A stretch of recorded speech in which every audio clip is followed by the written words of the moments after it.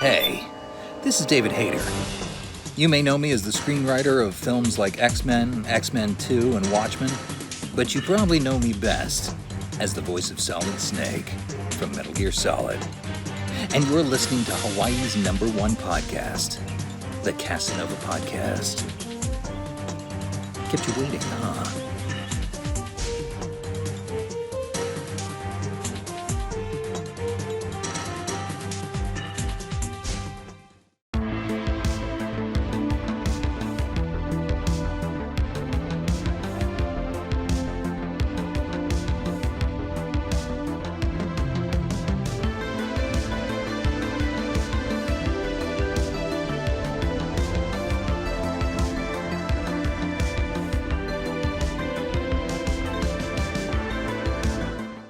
What's up, guys? This is Mekel, Kasanova, Hawaii content creator, and I'm here to share some amazing news. Hawaii's #1 podcast, the Kasanova Podcast, is officially partnered, powered, and exclusively on Melon.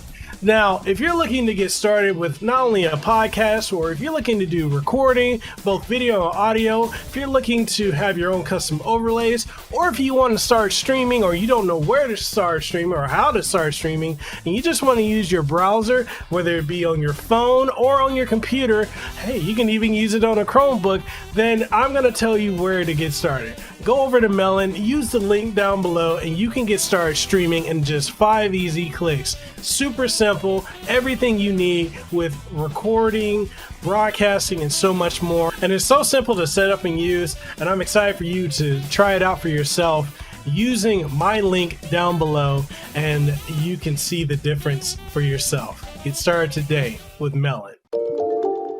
This wasn't written with your comfort in mind. Nah. Made my decision, wasn't tough to decide. Nah. Me and my boys, we get it done every time. Gotta earn it, you can't just jump in the line. You'll get rushed to the side. I top my division, I've been building since I started. In the parking lot, I parked it. I came in while picking targets. My career cannot be tarnished. I'm a champion regardless. Celebrate, but this a different kind of lucha party. We are not alike. I don't want your advice, I don't want your opinions. It's not gonna be different from the ones I told to listen. I've been working on a bigger picture and y'all ain't impressing me. Hey, como said D, say shut your mouth, respect the legacy. Ain't no comparisons, y'all just embarrassments. All of my confidence is rooted in my heritage. Yo, and with Mendoza and Mr. Wild, we showing what this about. Phantom driving, your career is disavowed. What's happening, y'all? All right, and welcome everyone to another episode of Hawaii's #1 podcast, the Kasanova Podcast. I'm your host, Mekel Kasanova, and I've got the honor and privilege of having the one, the only Tony from Row, aka Tony from New2RetroReviews. Tony, how you doing? Hey everyone, doing good, man. Thanks for having me back. Greatly appreciate it. Hey man, it's good to have you back on. And I mean, we have a lot to talk about. A lot has gone on, and it's been a year since you were on the show last. It's crazy. Pretty much. This past year has just flown by. But how's everything going, man? What's new with you? I mean, like a lot of different stuff, like different projects going on, a bunch of new games coming out for this year, and some that got delayed till next, which was, bound to happen. Like I'm used to like the delays happening now. I've been getting back into going to conventions very soon, which is I'm very excited for that, to get photography done. So let's see what else. Anything else like big? Just pretty much like celebrating games in general as usual. Resident Evil stuff, of course, and a lot of fighting game stuff as well. And just really excited for like a lot of like games that are coming out this year or next year, depending on like how it goes. Like, between like King of Fighters, which I know you're excited about, like I am. Like you've been covering that shit like crazy. Like the new TMNT game, Shredder's Revenge, because I mean, like I'm a huge TMNT guy, like as you can tell with the helmet right here. I love that, and I'm I was excited for. I still haven't played like the DLC for Streets of Rage 4 yet and everything, but like I was so happy with that game when it came out last year that like I was glad it kept getting support. So like yeah, it's like a lot of things. Like I'm working on like a lot of reviews right now too, like ones I've got planned and stuff, and some like Resident Evil stuff that I'm planning too. I'm gonna be streaming a lot of those games very soon. So yeah, no, I've been trying to keep busy and not go insane. Well, one of the things I want to ask you is like with the type of work you do, because you have your own photography company as well, and I want to know like how's work been and how has COVID affected you with work, also with content, and literally everything. How's COVID? Yeah, just in life in general. Yeah. I mean, for me personally, I did get a little affected by what happened last year. Like when the virus was happening and it was the beginning of it all, I only got 2 conventions in for myself. I got PAX South and PAX East in. And PAX South was great because I got to work with our good buddy, Nick Apostolidis, because he came out and he joined the rest of the road team on our panel. We had a great weekend. I shot his, he actually made Leon's outfit and everything. I think the only thing he didn't do was like the wig. I think he said like the wig was like $250. He had like it styled and stuff, and it looked like his real hair. Like, I mean, it looked real. And we had a blast doing that. And then then we found out that there was kind of this pandemic going on, and that was like during PAX East, which was like I think in like March. So people were really iffy about going to PAX at that point, but we weren't really sure, and so we did that. And then after that, that's like when everything got really bad and everything just shut down. So essentially, photo-wise, I didn't get any photo work or get anything done from pretty much March until like almost August of 2020. Mm-hmm. And that hurt. That hurt a lot, losing out on conventions and people too afraid to go outside. And they were just like, well, I don't know what this is. We don't know what this is. And I was like, I get it. I mean, I was just like, but we can still be like distant. I've got a lens that can shoot you from the distance and stuff, but people just wanted to be safe. And I guess I could understand that. We didn't know, like everybody was getting scared by what this was because we hadn't really seen anything like this per se. And so like it was tough. It was tough on my business, but after like in August, like I started like if people were like at home and they stayed safe at home, and these are people I can trust too. I would do photos with them and stuff. But like it was tough. I lost a lot of money last year by not being able to stay afloat a little bit, but I was still able to, which was nice. It just killed my traveling to conventions, because like not just for like photos, but meeting all like the celebrities that I meet and talk to and stuff and have a blast meeting. It was a real bummer to miss out on all that. It feels like literally like a year got taken from all of us. I mean, people lost more. Like I don't try to complain as much about what I lost, because I have friends who lost like family members to the virus and people who just had it like worse, like during the pandemic and stuff. So I try not to complain about it too much, because I was still able to like keep the lights on. It was just a little tougher for a while. Yeah, and I think the silver lining is, I mean, we're kind of out of. I feel like the worst of it, the unknown aspect of it. Like, last year was, it's exactly like you said. Like we've never been through anything, at least in our lifetime. We've never been through anything like this, and it was really a very confusing time, because it went from there wasn't a vaccine. You had to wear a mask. You didn't have to wear a mask. It was stay home. Then you can go out. Then we had the shutdowns repeatedly. It was a very trying time.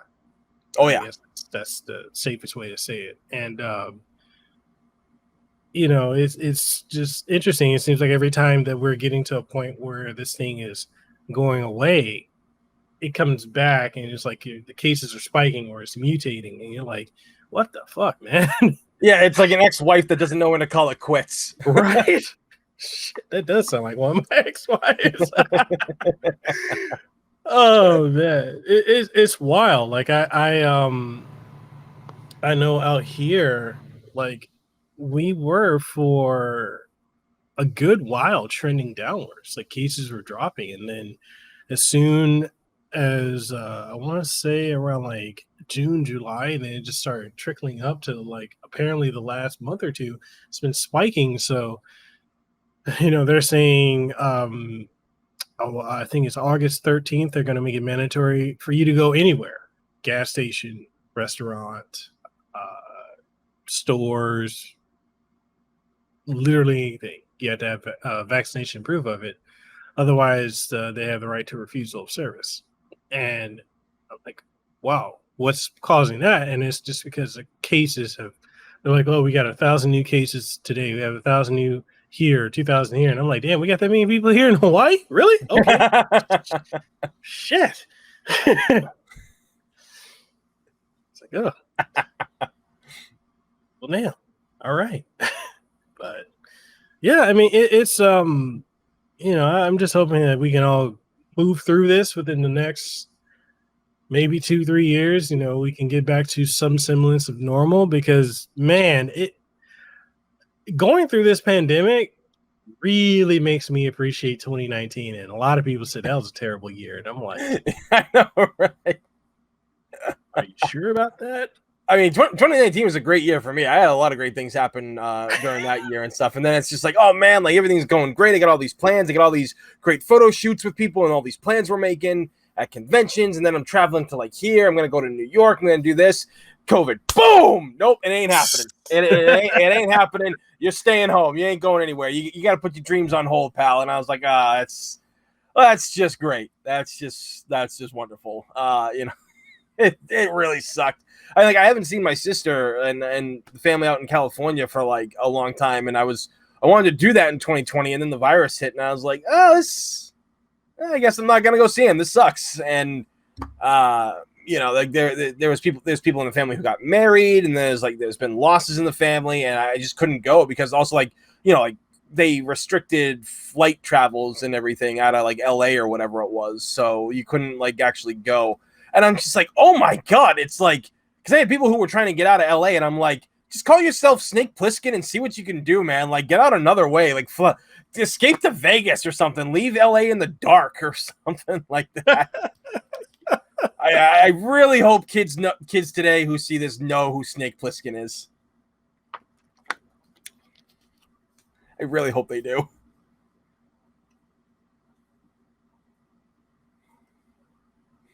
We're not that old. But is it wild to you when you see a lot, especially like I guess in the sense of YouTube and content creating, you see a lot of these YouTube channels that are like blowing up, or you super successful YouTubers, and then like 19, they just made 20, just made 21. I'm like, what? They're like, yeah, I was like 5 years old in 2007, 2008. I'm like, shit, I was in my 20s. Yeah, I was too. I mean, it is like, not even just like COVID, but like there were people who like younger generations of kids, like when streaming became a thing, and like Minecraft was one of the biggest things. Like you had like all like these young Minecraft people, and a friend of mine asked me once, like, well, what's the difference between like, you guys on Row and like, the Residents of Evil, and like your channel on that you personally run? Like, what's the difference between like you guys and those people that are up and coming? And I was like, well, it's kind of hard for an older platform to grow because we've been around for so long, but we're not the narrative anymore. Like, we don't do what YouTube wants us to do. And even bigger content creators have been around for a while, have felt the burn for it. I mean, we don't play for. I know, like the completionist, like he was going through a rough patch. I mean, even though he's got like 1 million subscribers, he was going through that rough patch where, like he wasn't playing Fortnite, so YouTube was penalizing him, and he almost had to like lay off people at his company. And others were feeling that too. Like a lot of people had to like team up with with companies to get more income. And a lot of people are like, oh, they're just selling out now. It's like, no, they have to, because YouTube screws content creators a lot. And these younger ones, like they play the game, like they're playing like the Fortnites, they're playing the Minecrafts, they're they're getting into like esports, like when it comes to like Call of Duty or whatever it is, or Halo, like all these guys, all these up and comers get that way.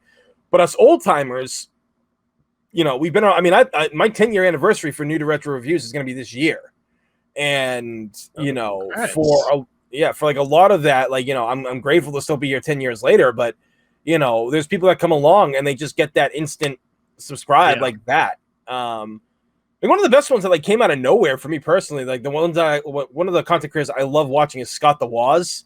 That kid is like literally like I think like 19 years old or 20 years old, and his channel blew up. He's like he hit over 1 million I think during the pandemic, and he really blew up quick. I feel I didn't know who he was before. I started seeing his videos get shared on Twitter, and I started watching. I was like, this kid's good. This kid's really good at what he does. And also I think like for a lot of people too, like one of the things I've noticed too, people who get kind of famous and get the money, they can also pay editors to do their videos. So while they're still working, don't get me wrong, they're still like thinking of like what to say. They're writing out a script. They're filming. You know, they have editors. Like guys like you know, you and I, we don't have editors. Yeah, we do this ourselves. Like this is like we're up all hours of the night doing this. I mean, even the Nostalgia Critic, Doug Walker, and you know, Angry Video Game Nerd, James Rolfe, like they do all their editing too. Because I remember like when the nerd says like, yeah, like I'm up doing this and everything, and I'm like, dude, like Jesus Christ, you set up all this shit, and you're this big, you can afford an editor, and you do it all yourself still, and you've got 2 kids and a wife. Like that's nuts. The same thing with you do, like you know, you're a dad again and everything, and like you're still doing all this. It's crazy. It's okay. So you know when we were talking earlier, you're like, "Hey, I was up all night editing. I'm gonna go to sleep. Wake me up when we do the podcast." Dude, I was like, "Yeah, I'm gonna go to sleep too." Didn't go to sleep. I did 6 videos, and I'm not done. So like when I finished doing my videos, I'd switch out with my wife to watch the baby, and so then when she was, you know, when I was getting ready to do this, I was like, okay, we're gonna switch back. So when I finish with this, I'm gonna switch back with her because she's got other stuff she gotta do as well.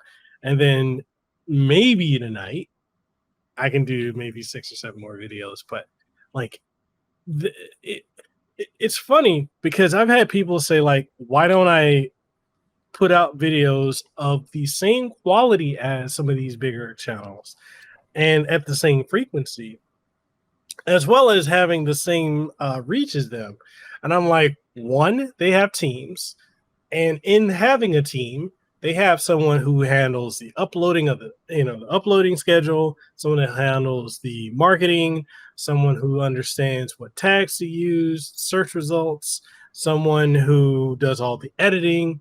Literally, a lot of them just do the recording. Like one person I've actually interviewed, Kevin Kenson.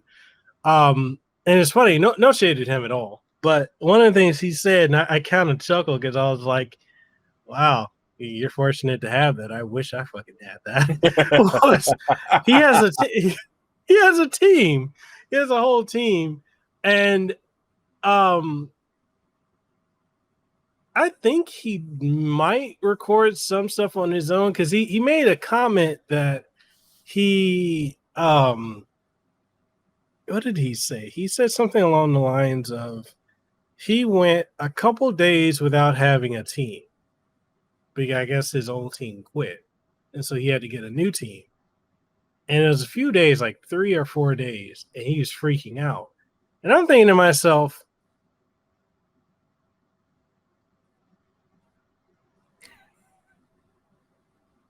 okay. You can't handle that on your okay. Okay. You know, no judgment, but really. But I mean, it's probably been a while since like he did editing on his own, and the team he brought in to do edits and stuff, he might not be able to do what they did, you know, because like everybody's like video skills are different and such on how they do things. I mean, mine are very minuscule. But I still work with what I got and do what I can. But yeah, like I can understand him being worried that like, oh man, it's like I can't do the level of quality like they did. Like I don't know what to do. Like, you know, I can understand like him freaking out about that. Because when you've been a team for so long and stuff, it shifts a lot of things, and that can end up hurting you if you change things dramatically and they're not as good. People are gonna notice that. Yeah, he was saying because like his videos are very, and I feel like this style of video came about because of MKBHD or Marquez Brownlee. He, I feel, started the whole cinematic tech or gaming style. Yeah. You got the pans, you got the camera angles, you got the bokeh effects. I feel like he is the one who pioneered that, and everyone kind of hopped onto it from there. And so like Kevin Kenson has that style. And for a while there, I was trying to do that. Like, want to say like a year ago or a couple of years ago, to the point where this year I'm like, well, fuck that. I don't have that time. I'm gonna talk about it. I might have one or two, like me just, just taking the phone and being like, hey, my arm's the gimbal. So it's like, all right, okay, that's the one goddamn shot you get for this video. Yep. But it's like if you can have a team, or you can afford to have a team, nothing against it. Go for it, because this is not easy. I don't know if you saw that tweet I put up where it's a girl, actually it's the ex of mine who made that Facebook post, because Facebook has a lot of dumb posts, but well, Twitter does too. Oh yeah, Twitter has a lot, actually. But yeah, one of my exes actually made a post, and I reshared it on Twitter, where basically she was making a statement that, if the internet went away, YouTubers, what would they do? Because they wouldn't be able to do anything else, because all they know is YouTube. They don't have any skills, something along those lines. And that all of our money comes from YouTube. And it's so funny when people who don't know shit, you can swear, just so you know. Oh yeah. You want to. Oh, trust me. They'll be coming. So like, when people don't know shit about something, and then they jump in and they start like talking as if they're an authority on it. I'm like, I do YouTube I do content. I just say content creator, but yeah, YouTube full time. I make, if and I'll share this, you're not supposed to share how much you make on YouTube. I make $170 a month from YouTube. What I make really that sustains the bills, and I get by. Yeah. I make ends meet. I don't, I'm not out here buying Bugattis or fucking, Teslas. I literally, month to month, I'm able to get by. And it's just because, occasionally I'll get something that's sponsored, like this right here is sponsored by, Melon app. I occasionally will get something from Schick, here and there. But like YouTube fucks people over constantly. So I don't get really anything. I get that 170. That's a bill. That's my internet bill. Yeah, exactly. But a lot of people think, we get all the money through YouTube and we don't do anything, and it's just get in front of the camera. It's super easy. There's no effort made, and I'm like, it's so wrong. Yeah, no, it really is, because people don't understand that, like, we're here at these desks, we're doing all this stuff, we're taking like our cameras and everything like that, we're going out there, we're filming like our products that we get from people, or like our reviews that we're doing, like we're sitting, we got our TV behind us or on our computer, and we're recording like 12-hour footage of a game, and then we got to go through that footage, remember where everything is, and put it together for like with the scripts that we write. Except I don't really write scripts, because I hate trying to read them. I just go off the tongue and stuff, but because I'm just like, I ain't got time to read. Right.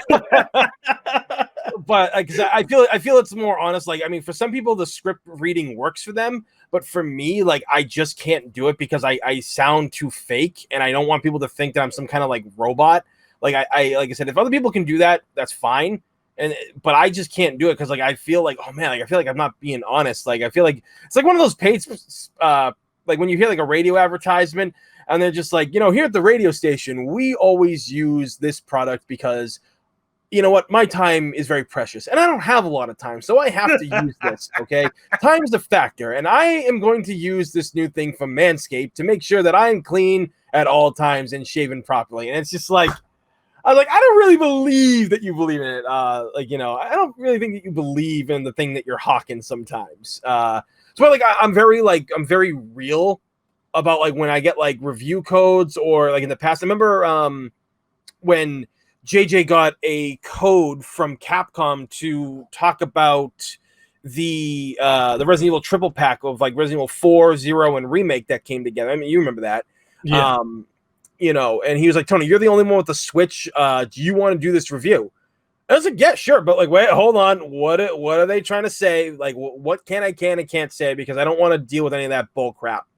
And he's like, oh no, dude, it's actually like the only thing you can't do is show puzzles being solved and spoil the plot. And I'm like, Okay, that I can review because I am just the person that if they tell you what you can and can't say, then it's not really a review. That's why I like your reviews, because I know you've told me you've gotten for certain reviews, you've gotten like phone book size things of what you can and can't say, but you've always managed to like say what you shouldn't say, but also stay within the realm of saying what you can't say. And everything. Like you're literally just like bending the ruler or anything to the point where it's almost snapping, but it's still holding on. And that's why I like your reviews, because you're like mine. Like you're just very true. Like you know what to say, and people can, people will understand.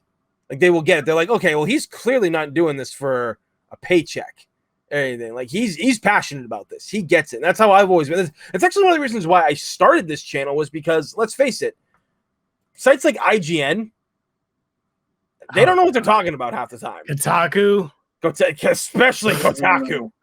Oh my god! Like I remember, I got blocked by Jason Schreier because I asked a question one time. I wasn't being a dick. I literally asked a question about like what he was going through, like when he was leaving Kotaku, and he blocked me.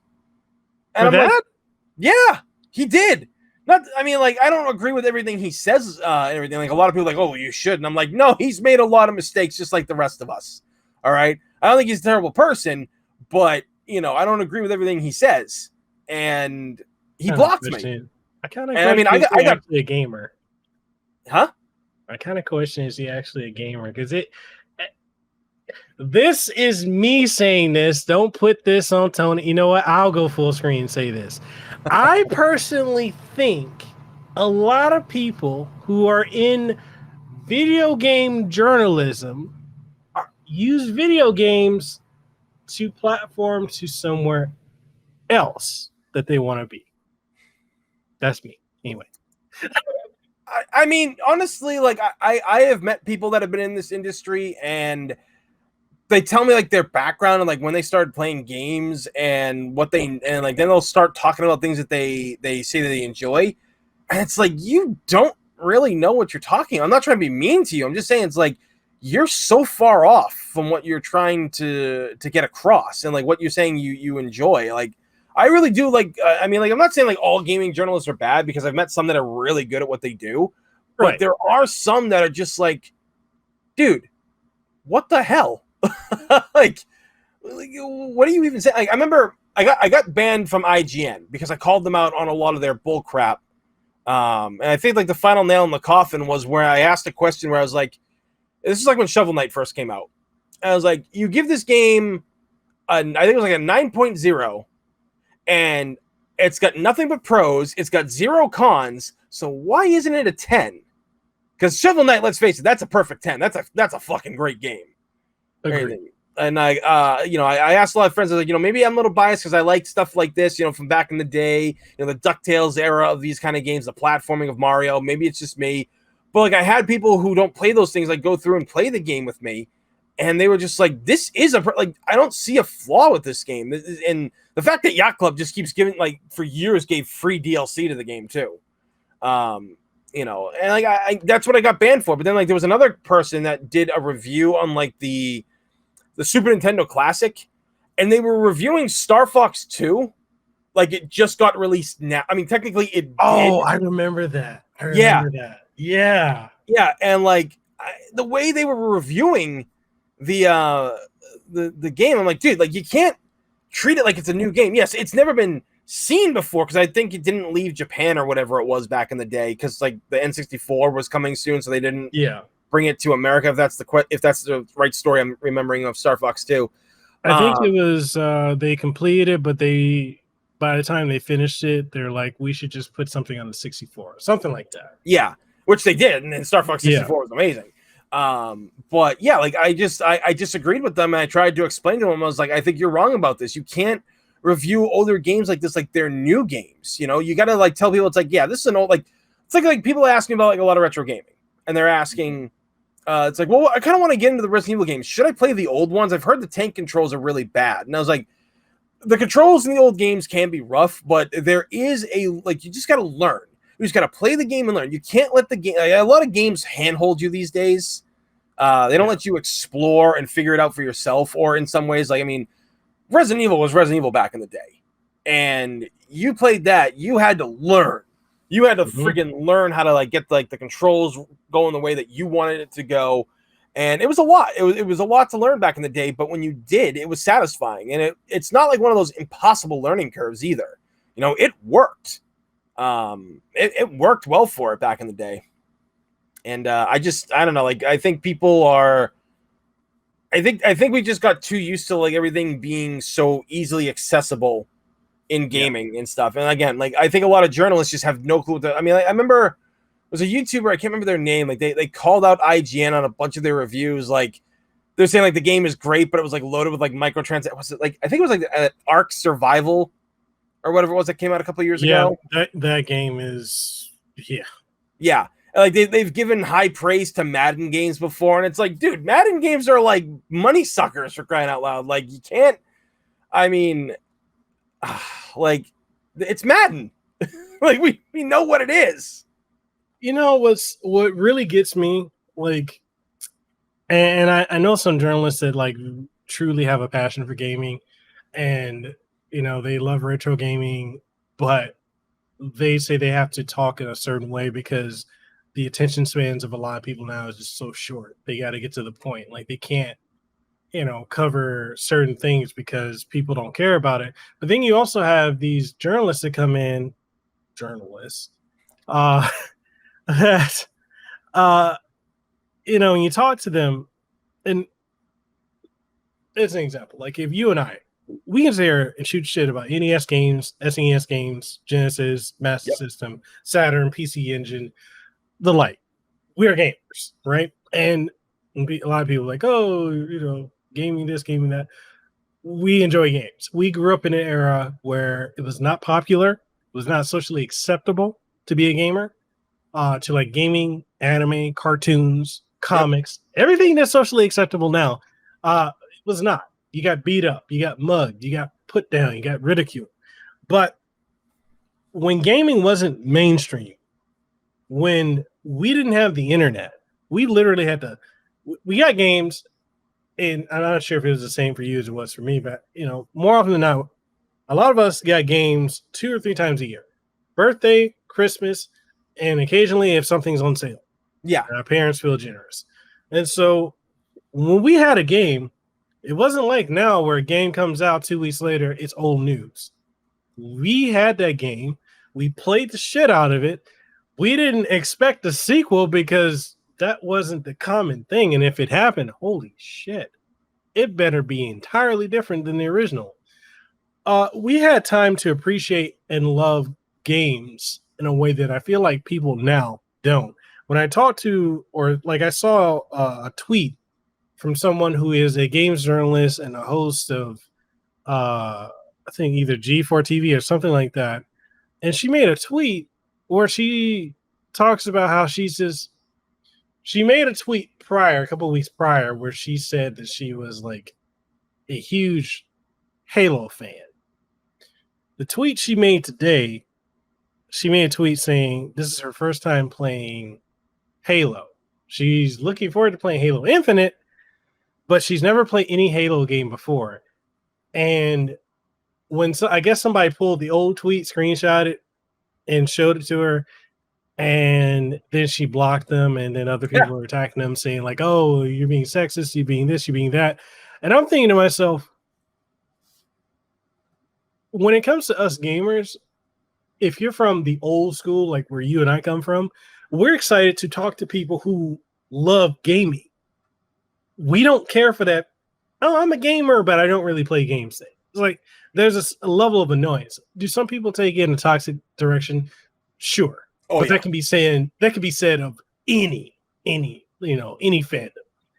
But it's just wild that a lot of people that are writing about games, that are covering games, don't have any history with it. And the most, like, I often feel like a lot of these people who are hopping into gaming, they either hopped into it when it became mainstream with the 360 and the PlayStation 3, or they hopped on it this last generation. Very rarely do I see modern journalists or a lot of these YouTubers that are covering games that are popular talk about anything other than like something modern, like your Call of Duties, your Maddens, your Fortnites, your Rocket Leagues. I mean, hell, when you saw people reviewing the Xbox and Series X and Series S and the PlayStation 5, their benchmark game that they're using to talk about the power is Fortnite. When they're reviewing gaming laptops, they're using Fortnite. I'm like, Fortnite runs on a phone. Yeah. It's not a graphical powerhouse like, let's say, like Spider-Man or God of War or Horizon Zero Dawn. Like, like those are graphical powerhouses that you want to like talk to your thing about. But again, I think it goes back to Fortnite being, if you talk about Fortnite, you're definitely going to get the views. Like YouTube will allow you to be seen by that. And I think it's ridiculous. I think that like there is room for retro games because a lot of people are saying that retro gaming is dead on YouTube, and there's a lot of people that do retro gaming type stuff on here that they don't see a lot of growth anymore. They found their niche, but at the same time, like they don't get as anywhere as other people who cover the more popular stuff. And it's sad because a lot of people are like, well, it's a young man's game now. And then I'm like, well, the way people get treated, it does feel like that. I know like there are some guys out there that do the retro gaming stuff that still do it very well. And they talk about it, they do really like Happy Console Gamer. He still does it, even though he's older than us. Like I think he's like 50 now. He said in like one of his newer videos. Is he 50? God, I hope, don't get mad at me, Johnny, if I'm wrong, because like he was having like a Q&A session with Kim on the show, and I think he said he was like 50 or something like that. He don't look. I mean, I remember like when my friend told me he was 40. I'm like, he don't look 40. Like holy shit! Like he looks like he's just like younger than us, and. I'm 34, so he's 40. He's 46. Oh, okay, 46. Well, okay, damn near 50. Holy shit, dude! But I'm glad that he still has his audience and everything because I knew there's a lot of other content creators that did retro gaming stuff, and they just faded out. Angry Video Game Nerd, he is still as popular as he ever was. I mean, he was able to maintain that popularity. Despite what people have said about him in recent years about like, I think he's like working with Screenwave Media or something like that. Like they came in and like, I guess like bought the show from him, but like still like, and people are like, oh, like it's not the same as it used to be. And like now he's got all these people on his show that are boring. I was like, like all the people that join him for his shows is rental reviews and all this other stuff. It's a progression. Like, I mean, you can't keep doing the same thing on YouTube, sadly. Like you do have to, if you can, that's great. But if you want to explore different venues, or you have to because your format gets stagnant, not that the nerds did. The nerd can keep doing what he fucking wants, and the writing for it is really good. Same with like Nostalgia Critic, like all his stuff, like he's been doing it for like over like a decade too, and his stuff is still just as funny as his old stuff. And that's the thing. Like some content creators get to stay where they are, but others have to learn and adapt. And if you don't want to adapt, well, you kind of get left behind. And I feel that that's like the wrong thing. Like I feel that. It's kind of like doing a job that becomes obsolete, or someone else comes in and like they make a computer do your job. Best example I can give: toll booth workers. Those we used to have tons of them here in Boston, and now they're all gone. It's all automated now, so they don't have to pay the people like the $40 an hour to stay in a booth or whatever. And people are like, well, you see that coming towards restaurants too, like McDonald's, Jack in the Box, Burger King. You go in there, they got the whole fucking automated thing. Yep, it's good. Yep. I mean, even regular restaurants, like ones I used to work in, like Chili's and shit like that. Like they have like the little computers that sit there on your thing.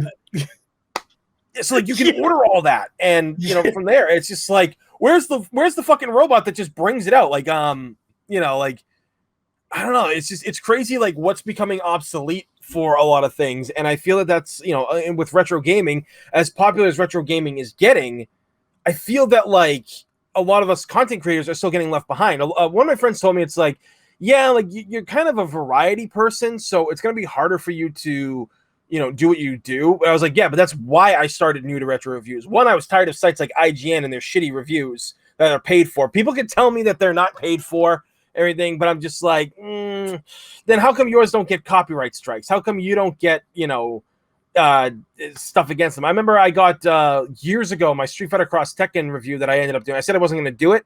I did it anyway. it got marked. And I'm like, but I'm praising the game.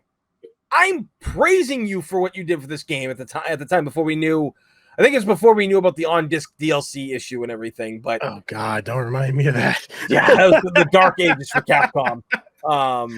But you know, like I was just like, but why aren't these other fucking sites getting like? So like, what they get paid out to do this? So I mean, they're getting early copies of it because how are they launching a review of the game like day one? Of course, because they've had it for like 2 weeks or whatever. So I just really got tired of all these like sites that were bullshitters or weren't really reviewing games the right way. People are like, well, Tony, everybody's got a different opinion. I was like, yeah, it's one thing to have an opinion, but when the game is factually wrong and you don't admit that it's wrong, like when it's like, let's say it's loaded with glitches, but you don't touch on that, or it's riddled with microtransactions with things like, say it's a sequel to a game and some of the stuff you get in microtransactions was in the original game. Best example I can actually give is Dead or Alive 6. They made you fucking pay for shit that was in the last game in terms of outfits and characters.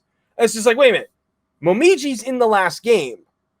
Why am I paying for her in the new one when she was the base like she was a launch character? I mean, I get Mai and why you had to pay for her because she's outsourced from SNK. So they probably like, needed the money to use her again. That I completely understand. But like I paid full price for that game. Oh, I did too. And I paid digital, which was worse. Yep. Yeah, because it's Dead or Alive. I love the DOA games. I always have since the second one. And I thought it was gonna be good because 5 was great. 5 was a fantastic game, but 6 comes out, the story's garbage. The fact that there's no outfits for like any of the characters except for color of them, like a color change, which I will admit was kind of cool. I did like the fact that they give you the option to change the colors of the outfits, but you didn't have any outfits to unlock really. And the way that you went about it this time, like that game crashed hard. I think they already stopped supporting it like a couple of months within a year. Yeah, within a year, like they were done with it. I was like, are you? And DOA 5 got like 7 years of support. It got just as much support as Street Fighter 4 did. And it was like, oh, that's just a fucking cash grab. DOA 5 Ultimate's just a cash grab. It's like, dude, you don't have to buy the outfits. But at least like they're getting the community. And like every Halloween, they have fans like design like what outfit's going to be the character's going to wear for Halloween and shit. And like, you don't have to buy all these things. And then they go on sale half the time. And you can buy them there too. Like, you don't have to buy them. Like, and the fact that they kept supporting this game with the money that you spent, they balanced the game. They added new characters to the game. Like they kept adding characters. But yeah, like like all the people were talking about how good the game is, and I'm just like, it's not. And it pains me to say that as a DOA fan, like a hardcore DOA fan. Like it was really hard to say that 6 was terrible, and a lot of people can't do that, and they won't say it. Yeah. Yeah, and it's you look at these sites, IGN, Kotaku's just nobody can defend them right now with what they've been doing, especially over the last like year or two. I mean, they've been bad for years, but now people are starting to wake up to what they've done. Yeah. Like, I mean, they're so bad, they're offending people that defend them. Yeah. That's how fucked up that is. But, like, to speak to what you were saying, like about, possibly people getting paid, there are companies that will pay you to give a positive review. Like, I know some people say like that doesn't happen in this industry. It does. Oh, it does. It does. And it's so wild. They will want you, like I got some company wants me to review this controller and some charging set. They want me to give actually, let me read this off. I got the email. I actually got one this morning.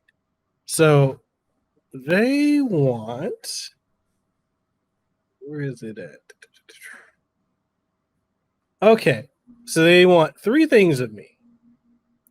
They want me to make a dedicated video for the Switch controller on my YouTube channel. They want me to put pictures on my Instagram. They want me to share it on my Twitter.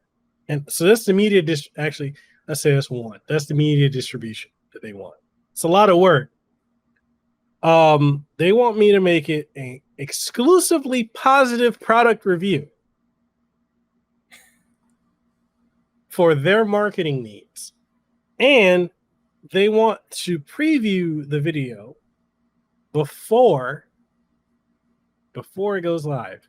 They will provide me with a discount code to put into Amazon to get the product sent to me for free. They also want me to write a written review, a positive written review. And if it does well, then they might pay me. If it does well. It's these companies, man. Like, I don't get, like I said, it can't, it's not a real review when they tell you that you have to be positive about something. Like, you just can't. I mean, like, you know, I'm sure you're going to do your best to like tell them like what's wrong, but like, you know, if they don't like it, they don't like it. Yeah. You know, like, I mean, you know, you're not going to go out there and say, it's just like, yeah, like this brand new controller I have right here, it's got its issues. Its sensor doesn't seem to work as good as it does like on a base PS4 and everything. But, you know, the knobs feel great. Like, the control sticks are good on it, but the buttons themselves don't feel as reactive as they do. If you did a review like that for people and stuff, you're very honest, but they're going to get mad at you. It's just like, well, hey, build a better fucking product. Or anything, you know, like, if you want people to be honest and stuff like that, because like that just shows you that they don't have faith in the fucking product. You know, like I said, I will never take things that, like I said, going back to the Resident Evil review I did on all 3 games. For the most part, they ran pretty good on the Switch, except for like RE0 having that weird loading time between the doors and stuff. It took them like a whole like 10 seconds to load in, which in other consoles it loads like that. So, you know, yeah, that was so weird with that one. I don't know why, and it's still there. Yeah, they didn't patch it or anything. I mean, I guess it's not that big of a deal. I guess if, you know, I guess you don't just try to speed run anything on that version, but but yeah, like it's just all these sites that like will just take the money, and it's like, dude, like, you're not even like a real site at that point if you're not being honest with your people.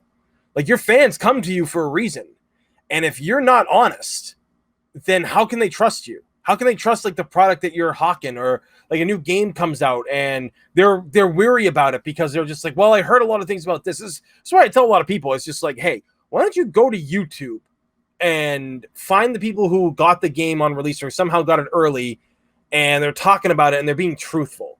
Because like I you know, I guess like that what happened with that Sonic fiasco, a lot of like gaming sites were reporting on it.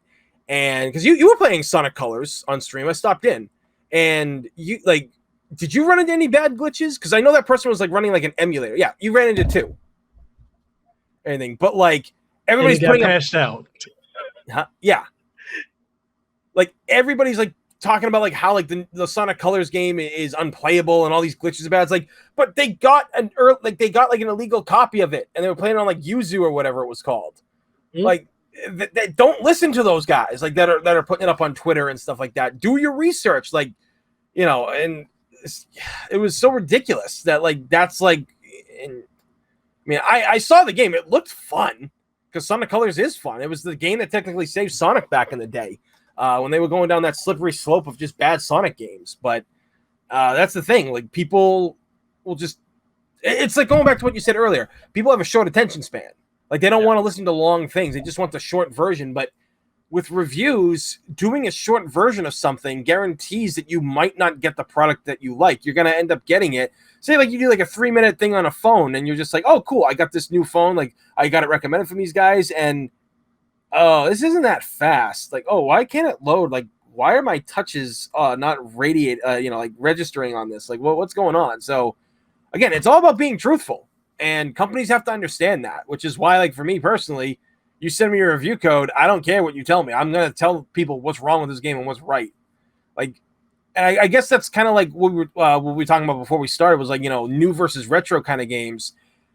And newer games, just, I get that they're harder to produce because they take like 4 years or whatever. Like something like, you know, like Metal Gear Solid 5 or Horizon Zero Dawn, or, you know, like the God of War took a while, and now they got another one coming out, Ragnarok, and all this crazy stuff. And newer games are harder to make because of the glitches that come with it. But delay the games. Like, what was it like Miyamoto said? Like, you know, I'd rather like a good game a delayed game is better than a game that was rushed or whatever. Mm-hmm. Like, you really need to take your time with these, because you look back at things like, best example I can give, Donkey Kong Country on the Super Nintendo. Those 3 games came out within 3 years of each other. But because gaming development back then was a lot more simple, but they were able to find like the bugs and fix things before they released them, like it was easier. I mean, some games were trash made back like in that era, like NES and Super Nintendo, but Donkey Kong Country 1, 2, and 3 were like not so much 3, but like they were masterpieces. I know 3 gets a lot of hate. I found it you call it Donkey Kong Country and he gets kidnapped again. You could have had him and Dixie on a team. You didn't need to add Kiddy Kong, everything, who was never featured in anything else after that. But it's true. Like, those games were made. What do you call it there? Those games were made within a year of each other. Same with Resident Evil. I mean, there was a delay for Resident Evil 2 and stuff, but like, after Resident Evil 2 came out in 1998, you got 1999, you got Resident Evil 3. In 2000, you got what do you call it there? Or late 99, early 2000, you got Code Veronica. So, and those games are great. Those games came out and they were worth the price that you paid. But I feel with a lot of newer games that are coming out, you're paying $60 for incomplete games. Cyberpunk. Yeah, exactly. Like they rushed that because it's kind of like what you were saying earlier about how gaming was enjoyed by few back in the day. Comics were enjoyed by few. Anime was enjoyed by few. Now, because it's so mainstream, it's a business more than it ever has been before. And that's why, like, a lot of AAA developers, I don't trust as much as I would trust smaller developers to make a game work. Because, again, the Cyberpunk fiasco, they knew. Same thing with, what's that? No Man's Sky. They knew these games were incomplete. They charged you full price for games that weren't worth it. And people keep trying to, like, defend Cyberpunk. I was like, no, you defend CD Projekt Red and what they did, then nothing changes. They have to lose the money. I mean, like, you literally see that game for bargain bin at Walmart for like $10 I've seen. Mm-hmm. And that's the thing. Like, you gotta really try with it. I mean, best example I can give about newer games getting the proper treatment done, they might be smaller. Streets of Rage 4. You played it. You know it. You get it. This company that makes them, they do amazing work. Way Forward, another one. River City Girls. You love that one. And then, like, I do. I'm concerned that they're going to ignore River City Ransom, because it seems like, and I've had conversations with like Ben and Rudis and the team over there, but it's like, it seems like that's the direction they're going, and they're merging River City Ransom's timeline with Double Dragon and with Combat Tribes, and they're going with the goofy versions of the Double Dragons. And one of the things, like I was telling the Way Forward team, you're going to piss off a lot of Double Dragon fans. And as much as people may think, oh, there's no Double Dragon fans, that's like saying there are no King of Fighters fans because Street Fighter is super popular. Yeah. There's a lot of people that didn't like Double Dragon Neon. Even though it's a good game, it's a good brawler. But if you grew up with Fists of the North Star style Double Dragon, which is what they were, essentially what it was, you don't like that goofy direction they went. I sure is. High five, bro. But that's the direction that they're going with it now, and they're like, oh, well, people are gonna love this. I'm like, not the hardcore fans. Like, even River City Girls, you're basically saying that the main character of River City, Kunio, is not worth being a main character anymore. Yeah, like, I mean, I get it. You want to take a different direction, but this is something else too, like with developers that, like, I feel because of where the direction of game development is going, it's really tough because, they're looking at it as a business. And while I can respect that, you can still respect your actual fans without insulting the past. Like, don't forget the fans that built you to where you are today. Best example I can give for that is what they've done with Guilty Gear. Guilty Gear was a very niche fighting game for you. Nobody played Guilty Gear. My buddy Joe and we would play for countless hours at the game store we worked at. Like, like me, him, Gene, Josh, Alex, we would fucking crack hardcore like on dead days, like when no one was coming in, or if one of us came in on our day off, we just get a chair, plop down, and just play Guilty Gear right there.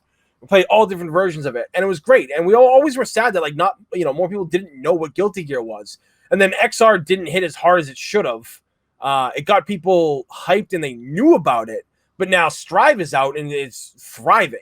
And from what they did with Strive, they took out things that worked for a lot of the older players, but things that they added to it also kind of replaced what old fans liked, because the old fans liked the new stuff, and newer fans coming in can appreciate what this game is. So they found the balance. You can't make everybody happy, but they really did find the balance of giving you that, that balance of what games should be from a popular franchise. Don't forget your old school people that have been with you for like 20 something years, because the new people will come into it eventually.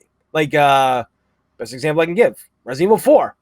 Resident Evil 4 was like the jumping in point for like a lot of people because of how popular it got when it left the GameCube. Granted, it was shit on the PS2. Like its quality took a fucking nosedive because of improper port.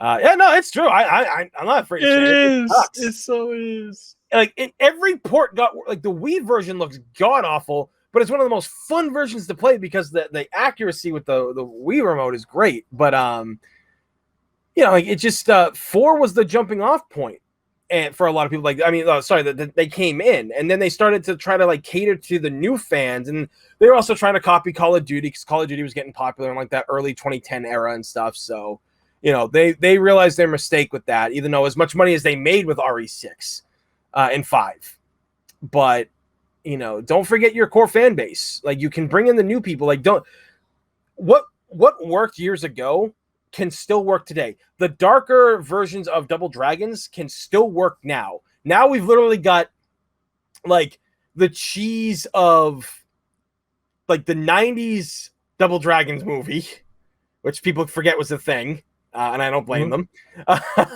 And then you've got like the cheese of the 90s cartoon show of Double Dragon. Do you remember that show? I do. I still have VHS tapes of it. That show, like I went back and I was watching clips of it. Now the theme song is fucking balls to the wall awesome. Like that theme song is fucking great.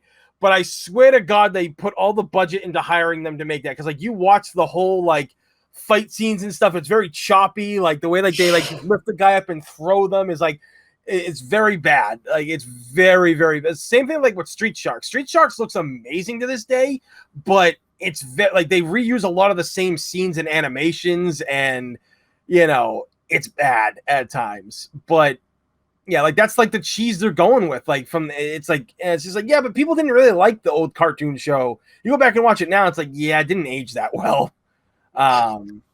So it's really hard to get the point across to again, like that's why people like .emu and stuff like with Streets of Rage, like they just understood, like they got it, and now they're working on the next TMNT game, the new beat 'em up, and it's just like, you guys get it, you modernized it without modernizing it. Like it looks great. Like I mean, I like Way Forward because they're doing what's it called there, Advance Wars 1 and 2, the remake, and I'm just like, finally, somebody fucking acknowledges this franchise exists. Nintendo sure as hell isn't. No, and like I guess like the original team didn't want to work on it from what I found out. That's why Way Forward's doing it. But I'm not a fan of like the style, the art style. I miss that pixel style, which is what like you kind of get with the TMNT game. Like that's all like really nicely hand drawn, like pixel stuff, like the kind of like Scott Pilgrim and everything. Yeah, it looks and works great, but I don't like how they're doing it with Advanced Wars. I'm still gonna buy it because it's Advanced Wars. I fucking love that series. But I'm just like a lot of bigger game companies like Nintendo. I love Metroid. You and I both love the fucking Metroid series. I love it to death, and I'm so glad it's getting the love it's been getting in these recent years. But Samus Returns and Dread doesn't look as good as it should. Like Metroid Returns on the 3DS did not look what I thought it should look like. It doesn't really work well in that realm of 3D. Like Prime does. Prime looks great. Like the Prime series looks good. But what they did on the 3DS, it looked like they didn't put much budget into the graphics of it. I'm not saying like graphics make a game, but when it comes to something like you look at something like Super Metroid and Metroid Fusion, how those games looked and played, they weren't fantastic. Even the Game Boy games, like Metroid, what was it, Zero Mission? Fucking amazing. There's a Game Boy Advance game, and it still looks great to this day. But Samus Returns on the 3DS just wasn't that strong, and Dread doesn't look as good either. Like I said, I'm excited for Dread. I can't wait to play it. But graphically, it's just not grabbing me because they're trying. And they did the same thing with Link's Awakening. Link's Awakening is my favorite Legend of Zelda game of all time, which a lot of people are like, it is? And like, what, you expect me to say Ocarina of Time? Nothing against people who love Ocarina of Time, because a lot of my friends, that's their favorite one. But like, I love Link's Awakening because it's a game that makes you fucking think. Like yeah. It's just like, well, you know, I might be real. I'm in this dream, but all these people on the island, they seem to think that they are real. So are they real? Like, should I really wake the windfish? Like, should I return to my time? Like, they're all gonna disappear forever if I wake up. And, you know, it's all these things. It's like, because you build relationships with the people on the island. Mm-hmm. You know, you're defeating these nightmares who essentially are not really bad guys, but they're trying to stop you from waking the windfish because they want to live. Anything. So, real deep lore. Yeah, it really does. And so when I found out they were getting a remake, when I saw that trailer, I fucking lost my mind because I saw like the anime opening cutscene. I'm like, this looks familiar. What the hell is it? Oh my god! Like, it was just, I see Link on the ship, and I'm like, oh my god! Like, they're doing it. And then I saw the art style like that they chose for it, and it looked. Best way I can describe it. Do you remember like it was like Playmobil figures? Mm-hmm.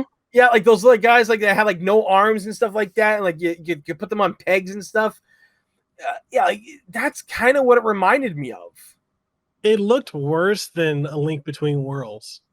Yeah, it did. And again, it hurts me to say that because Link's Awakening is my favorite Zelda game, but I'm also the kind of person that I'm going to call you out. Like when you take shortcuts or don't do what you should, it's kind of like what I go by with a lot of things. You know, especially like with the new video that Matt McMuscles just put out about his What Happened series of Star Fox Zero. I have nothing but like the highest regards for guys like Shigeru Miyamoto. That guy literally saved video games. He has created the most legendary characters of all time, and he has made some pretty damn amazing games. But you look at Matt's video about Star Fox Zero and how much control he had in it, everything, it's just like, dude, you need to start stepping aside and train a protege, or I'm sure he probably has one, but like, you know, start letting the younger generation work on games, because he's not a story-heavy narrative person. He doesn't like really telling stories. He wants their games to be fun.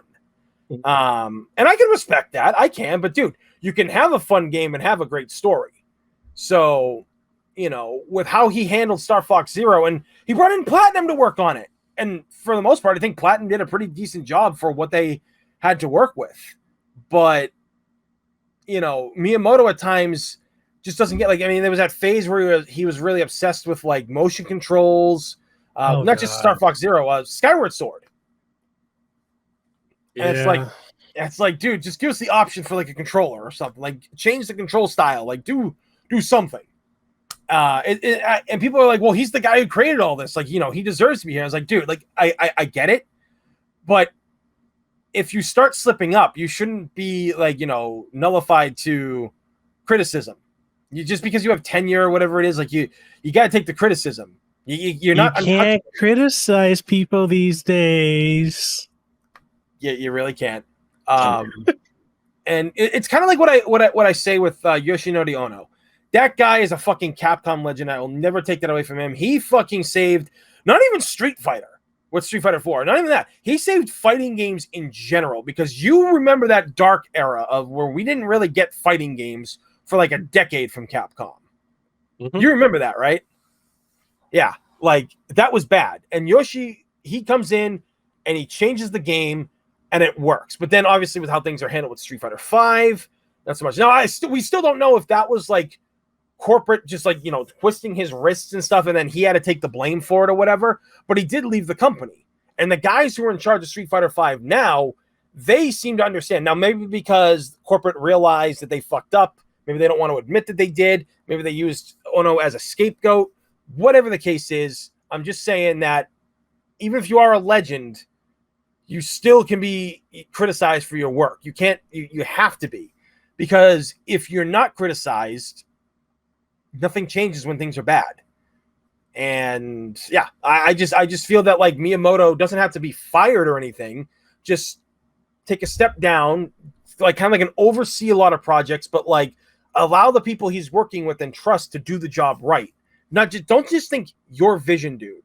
Think the bigger picture of what people want. But I know with a lot of gaming companies at AAA, they don't think that because the CEOs are, they're CEOs. They're so disconnected from what we want as fans because they're not fans.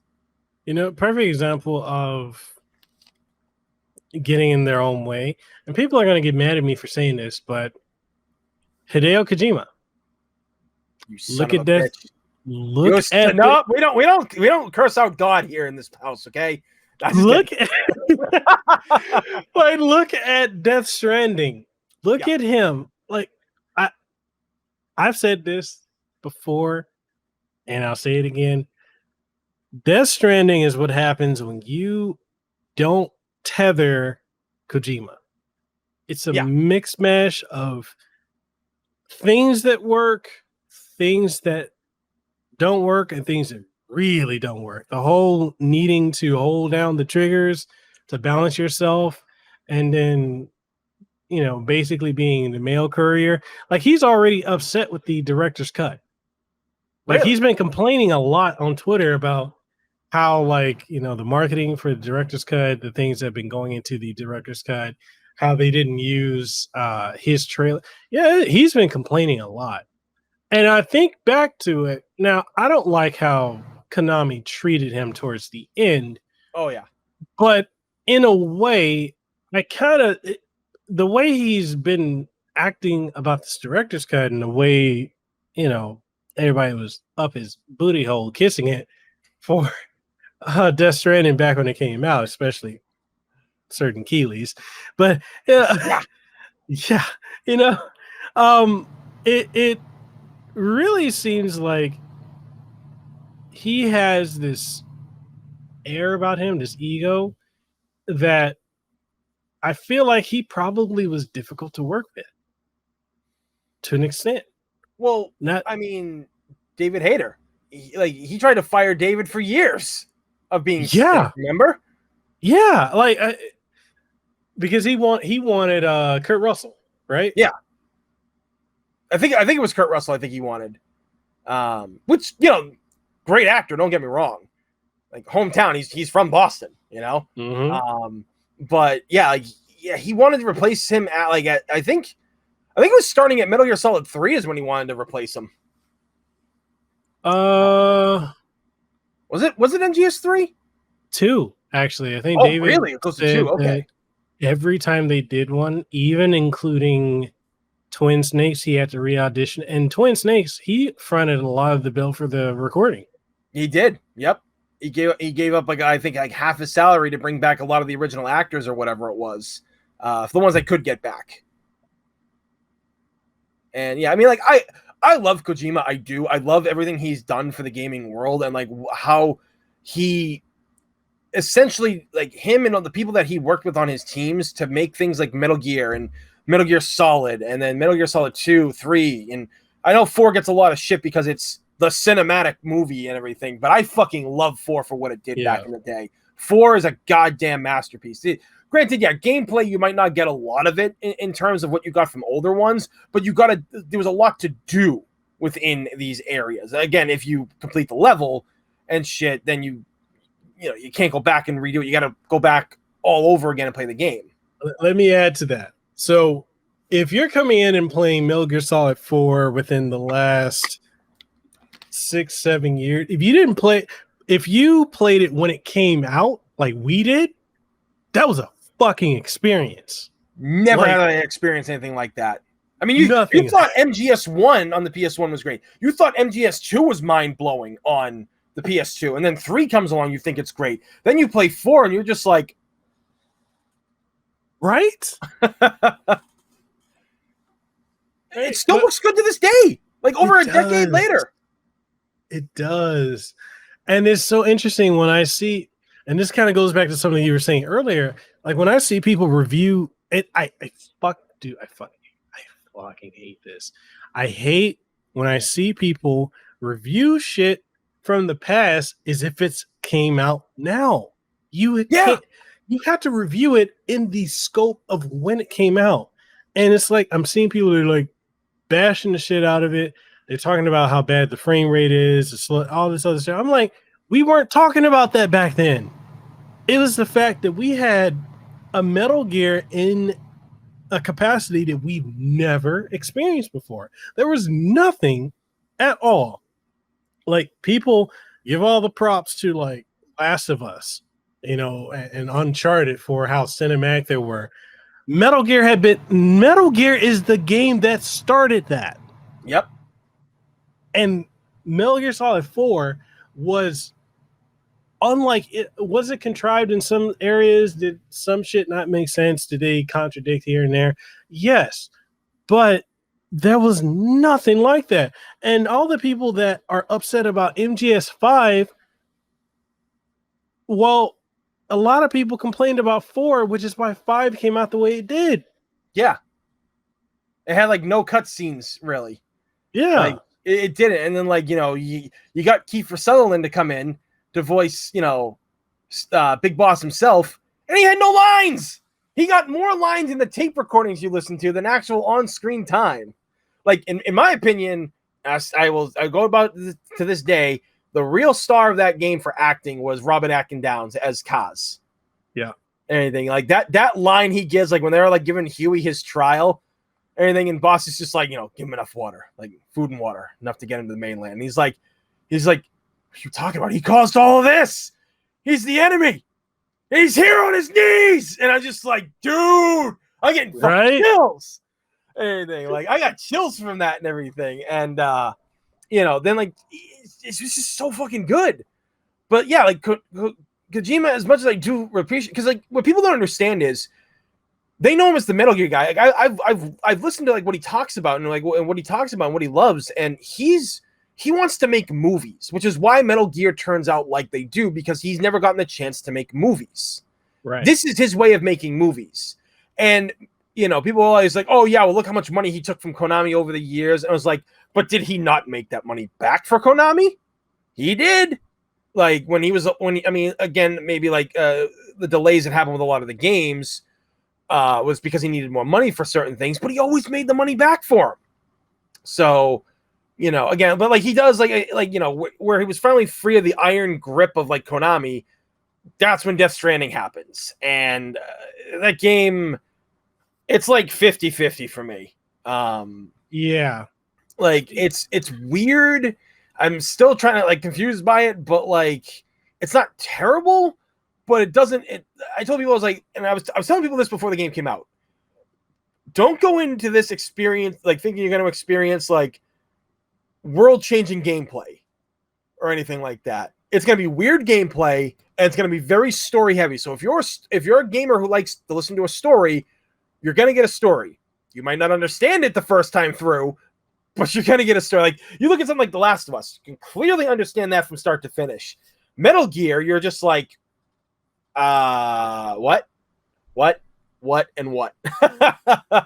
Like, it's hard to, like, put it all together at times. But, like, you know, it's just, it just goes back. Like, newer games are tougher to make, and the retro games are a lot more fun in many ways because they're very simple in what you create. You kind of pay for, you get your money's worth. I mean, people are like, oh, well, they re-released Street Fighter 2 so much. I was like, this is true. Street Fighter 2 got like 4 or 5 editions on it, like the Sega and Super Nintendo back in the day. But at least every version felt like the version you were playing in the arcade. You got the characters. You got everything that was involved in it. You got that 2-player option. You got what you wanted from it, and you paid for it. This day and age, you just don't. That's why, like, you know, like as much as I call myself new to retro reviews, when I started a decade ago, within a decade, you and I have seen what newer games have become. They're honestly a little bit harder to review in many ways because it's just, you know, like you don't have the time for it. If you don't get like an early copy of it, it's tough. And by the time your review comes out, if you don't get a copy, the game, it's like you were saying earlier, the game doesn't matter anymore after 3 days. People have already forgotten about it. But you got something like, you know, Donkey Kong Country 2 back in the day. You were playing that for a while. Hell, you got something like Final Fantasy 7 back on the PlayStation 1. 8 and 9 came out like shortly after, and you're still playing 7 because 7's fucking amazing. Chrono Trigger, same thing. An RPG, for what it cost, was worth it because there's like 7 different endings to the game, multiple different paths to take. Breath of Fire 3, one of Capcom's greatest games of all time that I don't think gets enough love. That game is an amazing RPG. Same Power Stone, great game. Just two players, all you need, and you have hours of fun. My review that I did of that, people loved like how I was so passionate about it. I was like, because it's fucking Power Stone, dude. It's completely different than what Capcom's done before, and they need to revisit it. You know, and I tell people, I was like, it came out before Smash Brothers. It did. So. It came out what, like a. Oh no! Did it? Yeah, it came out a couple months before Smash Brothers. Yep. And a lot of people say I've seen people call it a Smash Brothers clone. I'm like, how? It came out before. Yeah, like I mean, they were working on that for a while, and I mean, hell, it even got an anime for fuck's sake. Mm-hmm. People forget that, and people are like, what? And it's like, yeah, there's an anime of it. No fucking joke. And people are like, of that show? I was like, yeah, nobody saw it. You can see it on YouTube. I saw it like years ago, like when they started uploading it years ago. It was like in the early to mid 2000s is like when like that what started going up on YouTube. Because that was like the way I found it. I was like, shit, it's even English dubbed. Holy crap. Yep. I wanted to touch on one of the things you were saying, like with games now. Like I'm at a point now where and this is probably bad for me to say this, but when I get a code for something, if it's like there's certain games where I'm like, yeah, I'm excited to play it. Like if it's a retro style game, I am excited to play it. If it's a AAA, then I'm like, I got to be careful what I say. One, because certain companies, Square Enix, put y'all on blast for a second. You guys gotta sign a fucking affidavit before you can say anything. Like you say this, we'll sue you. You expose this, we'll sue you. You don't say what we like, we're gonna take your firstborn. Like, wait, what? Right? Right? And it's like, when it comes to AAA games, I have to be careful what I say. One, because I don't want to piss off the company. I don't want to piss off the person that gave the review copy because a lot of them, just truthfully speaking, are very unique characters. That's the safest thing I can say. They're very unique in how they carry themselves on social media. We've had talks about that before. So you have to be very careful with, you can be critical, but you have to be very careful with how critical you are for certain things. Then there's the other aspect of there's the fans. Like when I got a review copy of The Last of Us Part 2 last year, and I got so much hate mail. So much hate. And all I said was fundamentally, core mechanics of the game is good. The way the game plays, when you pick up the goddamn controller, you're moving about, you're shooting, you're attacking, feels really good. It improved on the original.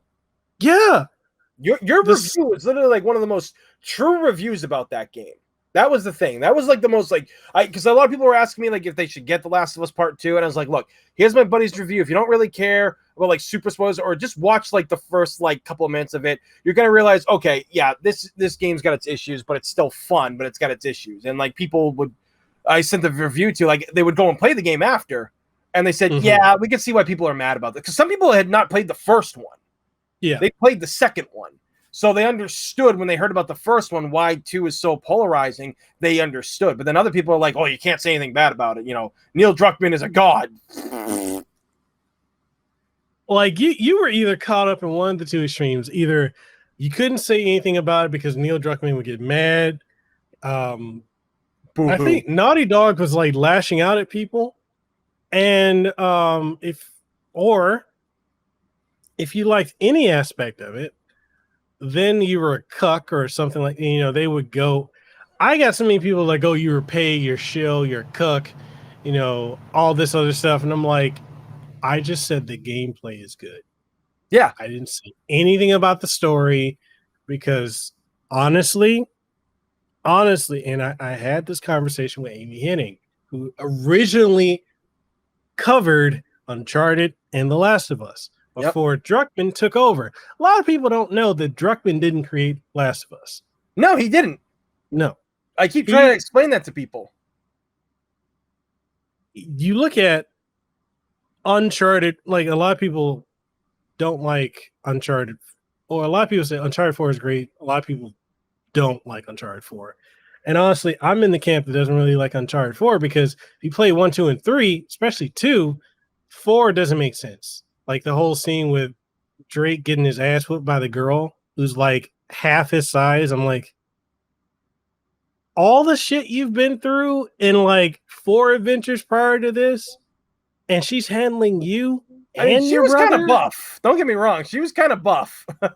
She was, but like, I'm just like, and then the continuity didn't make sense because of 3, you saw how Drake was a kid.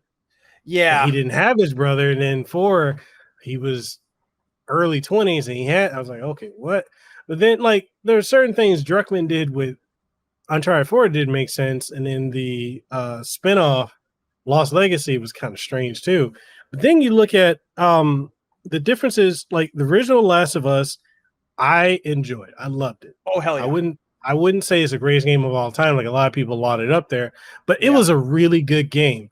When he took over, which was with the DLC for the first game. Yep. That's when it changed. And it was not about this journey of survival and recovery of humanity. It became whatever his own little personal narrative was, which was influenced by Anita Sarkeesian. Yeah.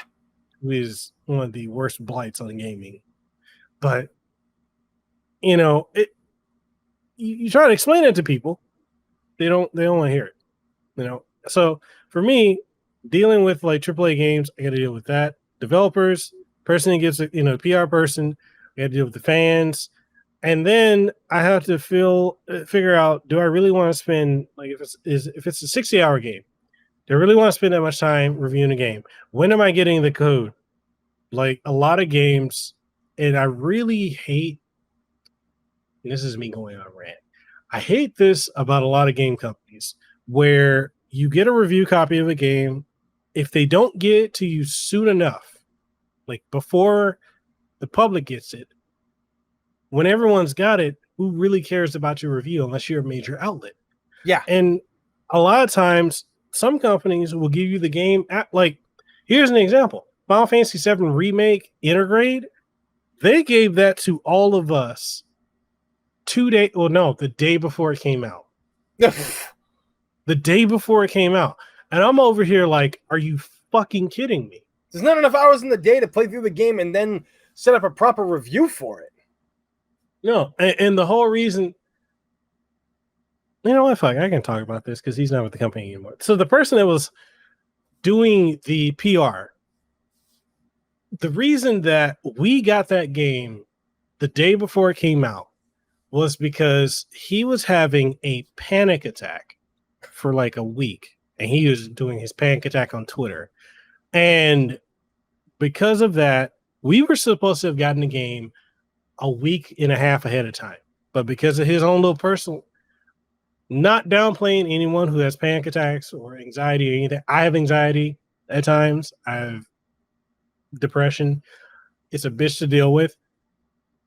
But when it comes to you've got that level of responsibility, you need to follow the chain of command and let somebody above you know if you can't do something. Because we literally, when we got the code, a lot of us either had to speed through it, or a lot of people they were like, hey, I just repurposed my old review for the original one. And I can't be mad at them for it. You can't, no, because like they got it last minute. Like literally last minute. It's just like there's another game recently came out. What did I get last? What was it? Ghost of Tsushima? I got that. No. Streets of Rage 4. I got that last year within 5 hours of that being released to the public. Whoa. I literally sat here with Lehua, streamed it privately to my audience. They're like, oh, you can't show this publicly. I streamed it to my audience. We play through the game. Thankfully, it's a retro game and it's short. Yep. Played through it, wrote the review immediately after, filmed the video to hit the embargo 30 minutes before it went up to the public. And I was like, yeah, this is ridiculous. And then you have other companies that want to give you a game after, like, what is it, The World Ends With You, or Neo, The World Ends With You. I got that game after it came out. And I'm thinking to myself, what am I going to do with it? Recently, even with the Avengers game, the DLC. Yeah. Dude, they just gave me a code for that the other day, and I'm like, what the fuck am I going to do with this? One, people hate the game. Two, actually that's three. Two, who's playing it? There's no hype for Avengers right now. Yeah, like literally the people are more hyped for like, Spider-Man 2 whenever that gets announced. And then because Avengers, like, it just did so bad. Like they handled it the wrong way. It was a rushed thing, and they just tried to make it something that it wasn't. And no amount of DLC, because like remember like when they said like there's gonna be so much free DLC that comes out, and like there's gonna be so much like DLC post launch, and there's none of that. What happened to Spider-Man? Yeah, like he was announced to be in that, and now he ain't. So, I mean, it's probably some like Sony deal or whatever it was or whatever, but like still, you can't have Avengers stuff without Spider-Man. Okay, since we're on the topic of retro and current gaming, here's a question for you. What do you think of this current trend of free-to-play games and games as a service? Do you think that's negatively or positively affecting the gaming industry, and why? That's tough.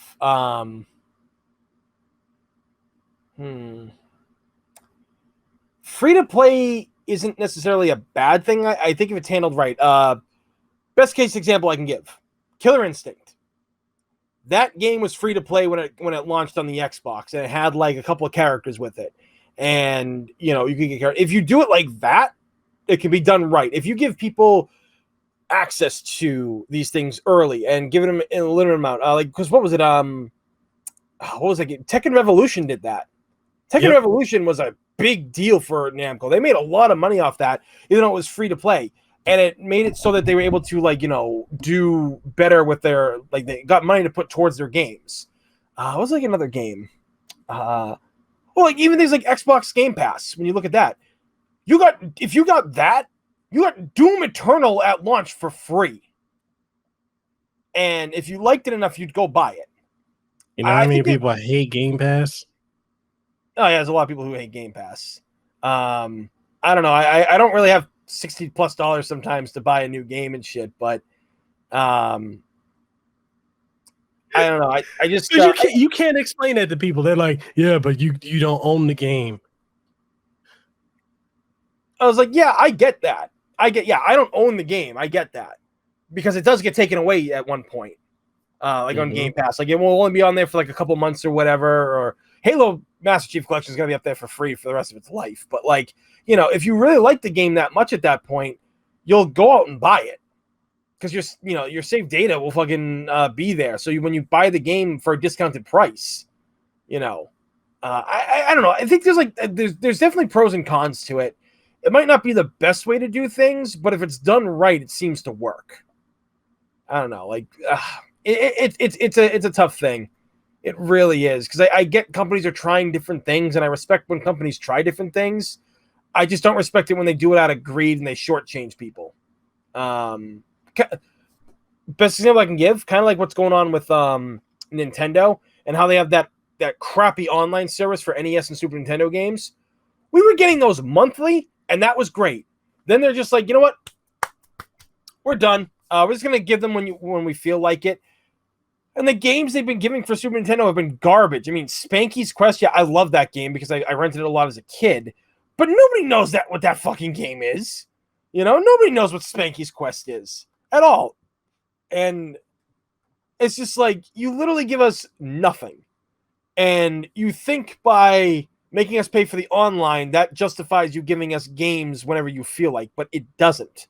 That's why, like, when I'm worried about when the supposed Game Boy and Game Boy Color games come out to the Switch Online service, it's gonna be the same thing. Sure, we might get, Mario Land at launch, maybe Mario Land 2, 6 golden coins. We're probably gonna get Tetris, Pac-Man.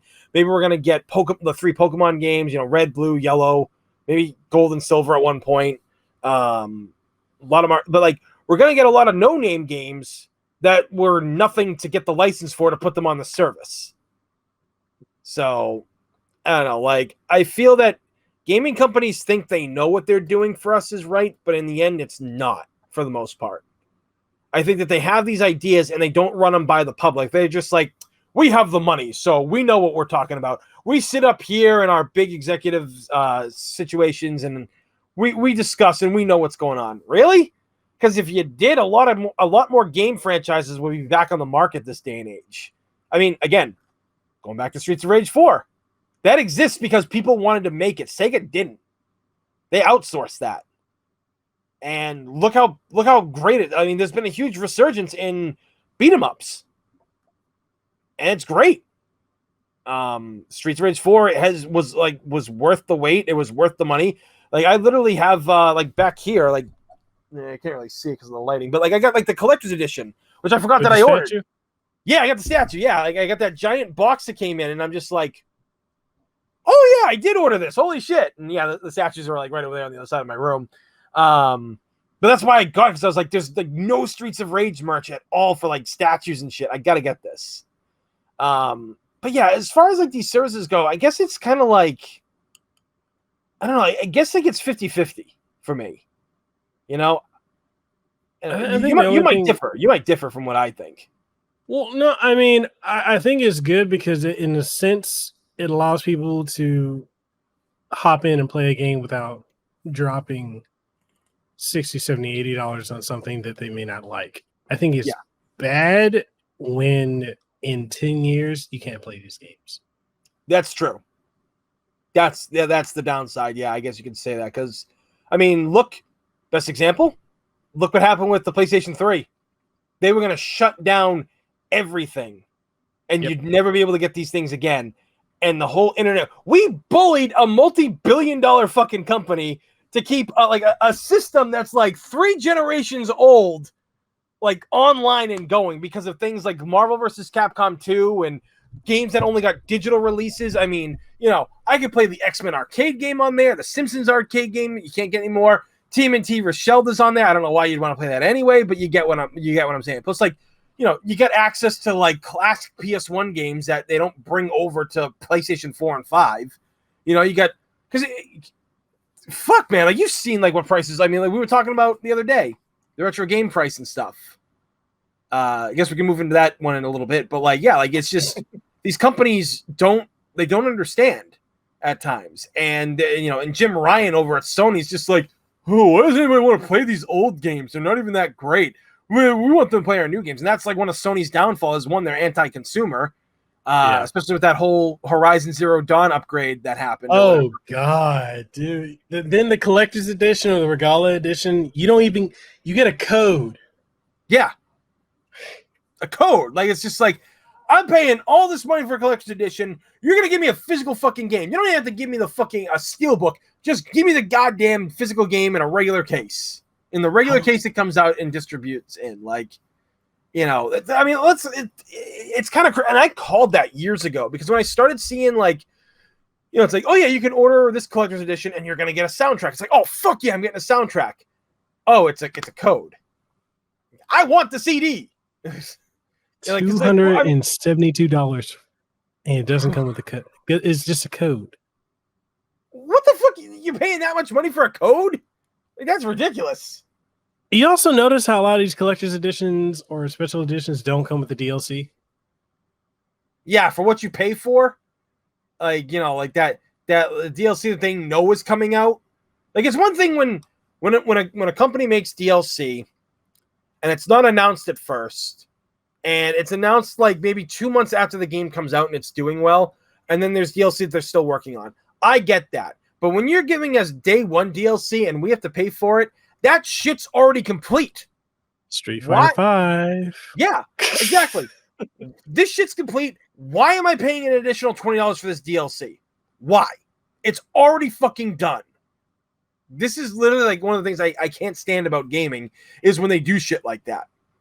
Physical media is still very popular, and I think it was Streets of Rage that did this. It's been a while since I opened the collectors, but you got a physical CD and the digital download code for it too.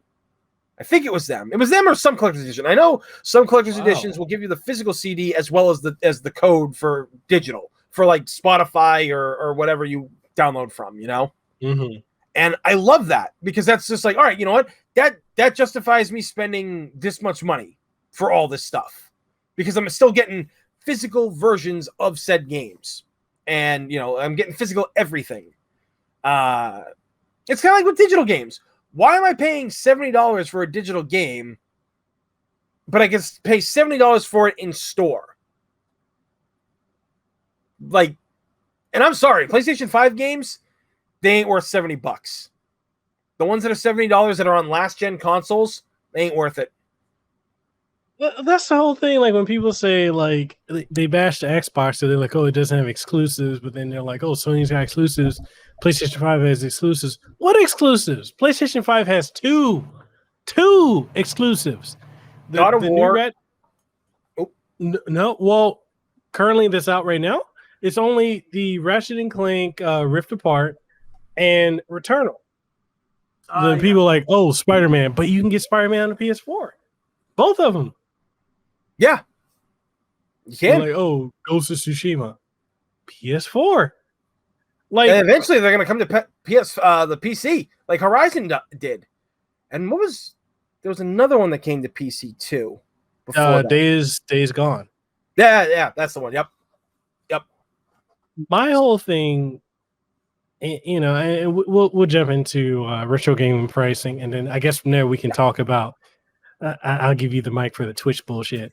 But anyway, this is why I feel the PlayStation 5 and the new Xbox, they could have waited 2 years.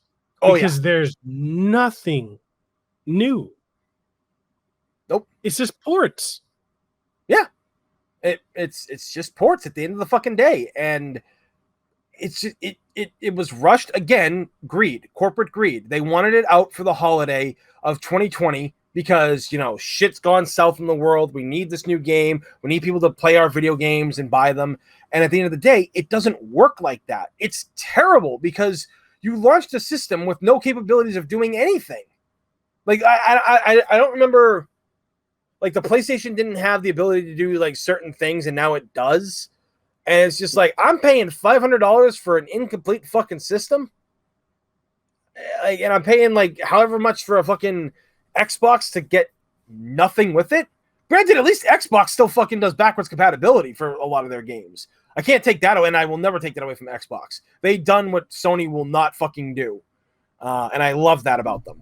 I love that they made a lot of these games. And not even just games backwards compatibility. These games look better than they originally did. When I played Ninja Gaiden Black on, you know, this Xbox right here, the Xbox One, I couldn't believe how infinitely better it looked. I couldn't believe it. It was nuts. Red Dead Redemption from the 360 looks fucking unreal on an Xbox One. So it's amazing to me when you really think about like how Xbox or Microsoft has really shown how anti-consumer Sony is, and people don't. These journalists, these game journalists, don't want to give Microsoft the credit because it's hate Xbox, hate Microsoft. But when you have an Xbox that allows you to play 4 generations of their plot from their original 2001 release, Yep. to now, just put the disc in, and they keep adding to backwards compatibility. Yeah, they stopped for a while, but they said that was because they were focusing on making it for like the next gen console, which I understood. But they're still, but then like they resumed it for the older one too. Yeah, like they didn't abandon it. No. Then you look at Sony and they're like, well, you can play it on PlayStation now. I don't want that. I want to be able to put. Why can't I put the disc in? Yeah. If I have the disc, like, why can't I just pop it in and fucking play it? I know, like, that the PlayStation 3 had a hard development, like, for a lot of their games back in the day, but you could find some way to do it. I mean, there's people out there on YouTube that are, like, modding their PlayStation 4s and 5s to play these older games, for crying out loud. Like, if these guys who are doing it, like, on a shoestring budget in their house can do it, Sony, a multi-billion-dollar company, can fucking find a way to do it. Like, fire Jim Ryan, get somebody in charge who, like, wants this shit, who knows, because this shit behind me, this is legendary. This is why Sony, like, you got to look at all the shit that's back there. I don't know if you can see, like, the PlayStation games are way down there, but, like, you got to look at your legacy. Old games are what made you where you are today, and you are completely forgetting that. And I can't stand how much people forget about where they come from. Like, they don't see why the past is important and why these games are important. Video game preservation, again, one of the reasons why I collect is to preserve games that will get lost to time at one point. There's no way to digitally download them. There is no way to get them physically anymore because either they're, like, so expensive and shit. So, you know, you have to, like, these companies have to understand. Like, again, one thing Microsoft seems to be doing right is the backwards compatibility. If you don't have the disc, you pay like $10 or whatever to get the game. And I would gladly pay that. I'd pay $15 for some of the games out there. If they'd give me Dead or Alive 3 on there, I'd pay $15 for that.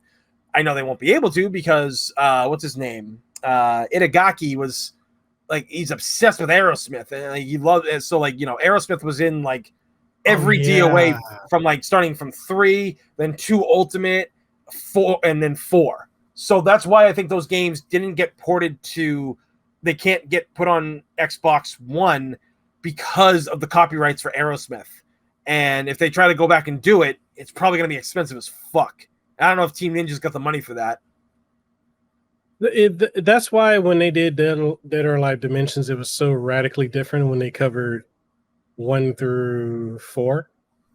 Is because of that copyright? Okay. I was wondering about that.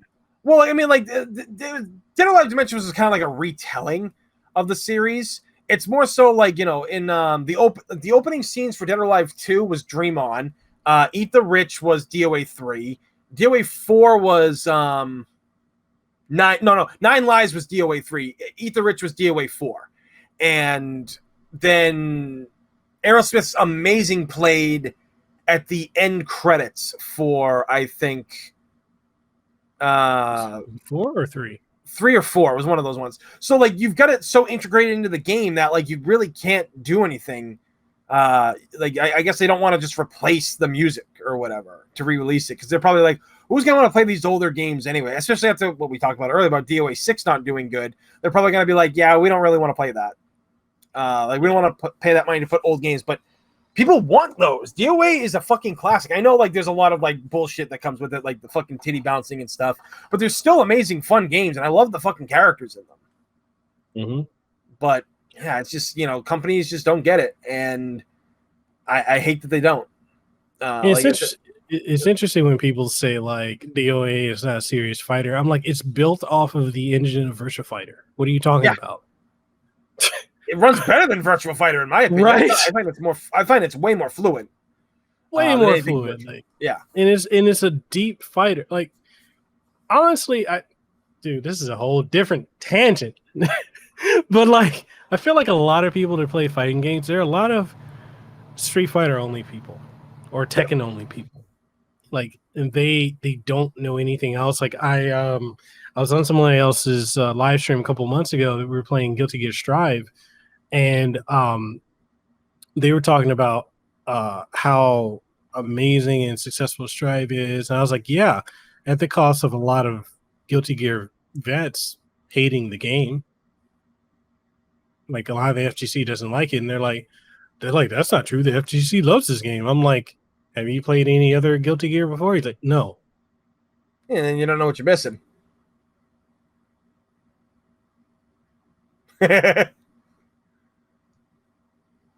You really want to play a pure Guilty Gear game? Play X and Core plus. Yep. Which, I mean, you can now because there's rollback netcode for it on Steam.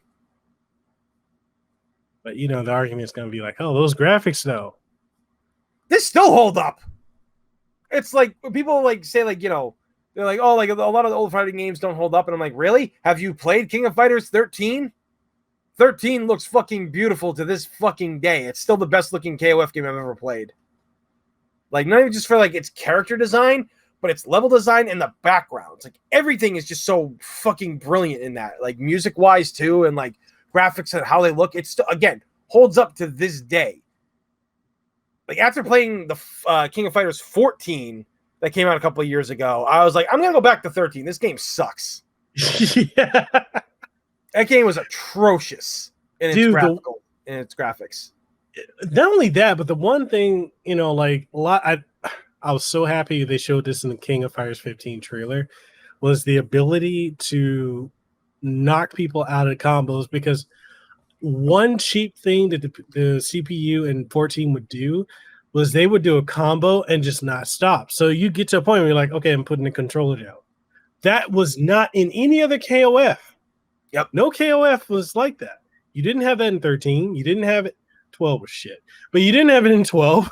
You didn't have it in 11. You didn't have it in 03. Hell, you didn't even have it in the Maximum Impact series, which was actually really fucking good. I'd say the Maximum Impact games were better than 14, even though it's apparently controversial to say. What isn't these days? Fucking paper thin. How dare you have an opinion? I know, right? But, that was one thing about going from 13 to 14 was rough. The 3D, I still feel like Maximum Impact's 3D looked better than 14's. I'll admit that, yeah, it did. I mean, like 15's is looking great though. Like people saying, "Oh, it looks worse than 14's." And I'm like, "Did you play 14? Do you know what 14 looked like?" Like literally, I would put up a picture of like Blue Mary from 14 and Blue Mary now at 15, and she looks infinitely fucking better. Or anything. Like, she looks fucking goddamn amazing compared to what she looked like in the last game. And that game was so rough. I can't believe there's people who like can't see the difference. You got people saying that 15 looks like a PlayStation 2 game. And I'm like, name a PlayStation 2 game that looks like that. Yeah. We're still in the era of like polygons and shit, like for fighting games at that point. Like, if you say Bloody Roar, oh god, Sonoma seriously needs to come back. Yeah, well, that's owned by Konami now, so fat chance. Jesus. Okay, so I guess you know what? Fuck it. We're on the topic of fighting games. Hashtag free MVC2. I am all for it.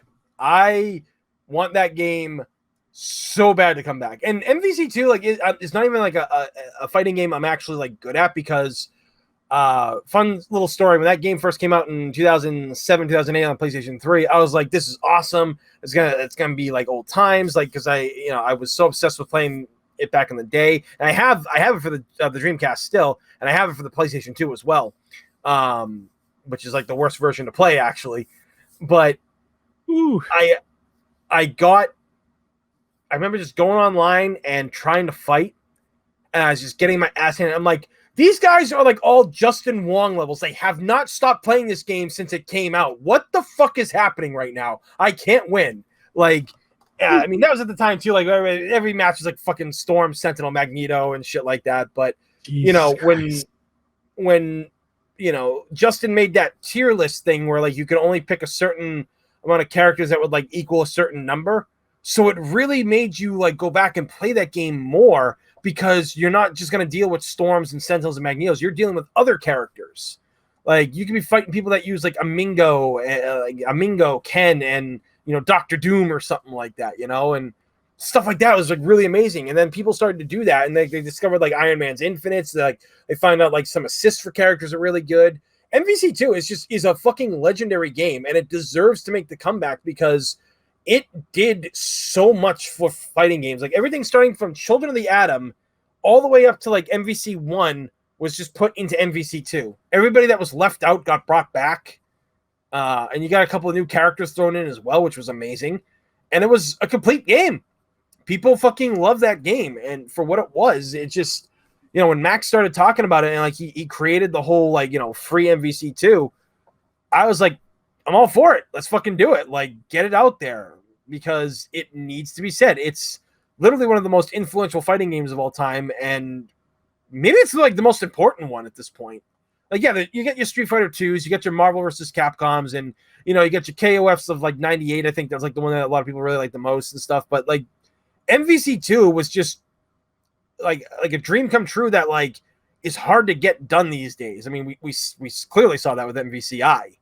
But 2 is just amazing, and it's always fun to play. And when you get people who don't play the top tier characters and they discover that they can make new teams, it brought new life. And this was even before Justin's tier list thing. I remember like over the last couple of years, my buddy Curtis has been sending me he sends me videos all the time of like new MVC stuff, and it's like the Thanos bubble trick and like all these other stuff that like I see like these people working together with like Captain Commando's on their team with Hayato and Jill Valentine, and Jill's not even that good of a character. No. She's my best character, but she's like one of the worst characters. She's not exactly low tier, but MVC2 is just a legend. It's an amazing game, and it deserves to come back. And Disney and what's that other one? Something Interactive Studios. I know what you're talking about. Yeah. The guy who runs that studio even says like, I want to do this. Like, I want to do this. Who do I talk to get this done? So, I mean, people have been tagging Disney and Capcom with this guy as well, and I hope it happens. So here's where I'm confused. We got Ultimate Marvel vs. Capcom 3. Yep. 2017. And that was like GameStop exclusive to buy that. Physically, yeah. God. But why was it easy to get that? But we can't get MVC2. We got the arcade one up. I know you got one as well. Yep, I did. Yep. For Marvel vs. Capcom, which gives us what? It gives us Marvel Superheroes, X-Men vs. Street Fighter, Marvel Superheroes vs. Street Fighter, I don't know. Why did we get War of the Gems? I don't know why that was on there, honestly. I mean, I love that game, but I don't know why it was on there. I just looked at that. I was like, how can we get Children of the Atom? Because that would have made more sense. And then we got Marvel vs. Capcom and everything except for War of the Gems has online play. Okay, we got that. We got 3. We got Infinite, which Infinite's not even really that bad. It's actually pretty good. No, it's a great game. I defend that game a lot to people. It's like, yeah, its roster might be shit. Graphically, it looks like crap compared to Dragon Ball FighterZ, which came out that same year. But gameplay-wise, it's some of the best that Marvel vs. Capcom has ever been, in my opinion. I feel like it went back to the Marvel vs. Capcom and the Tatsunoko vs. Capcom playstyle versus 3 and 2. But how do we get all the other ones, but we don't get 2? It's true. Like I've tried to figure that out myself, because here's the thing.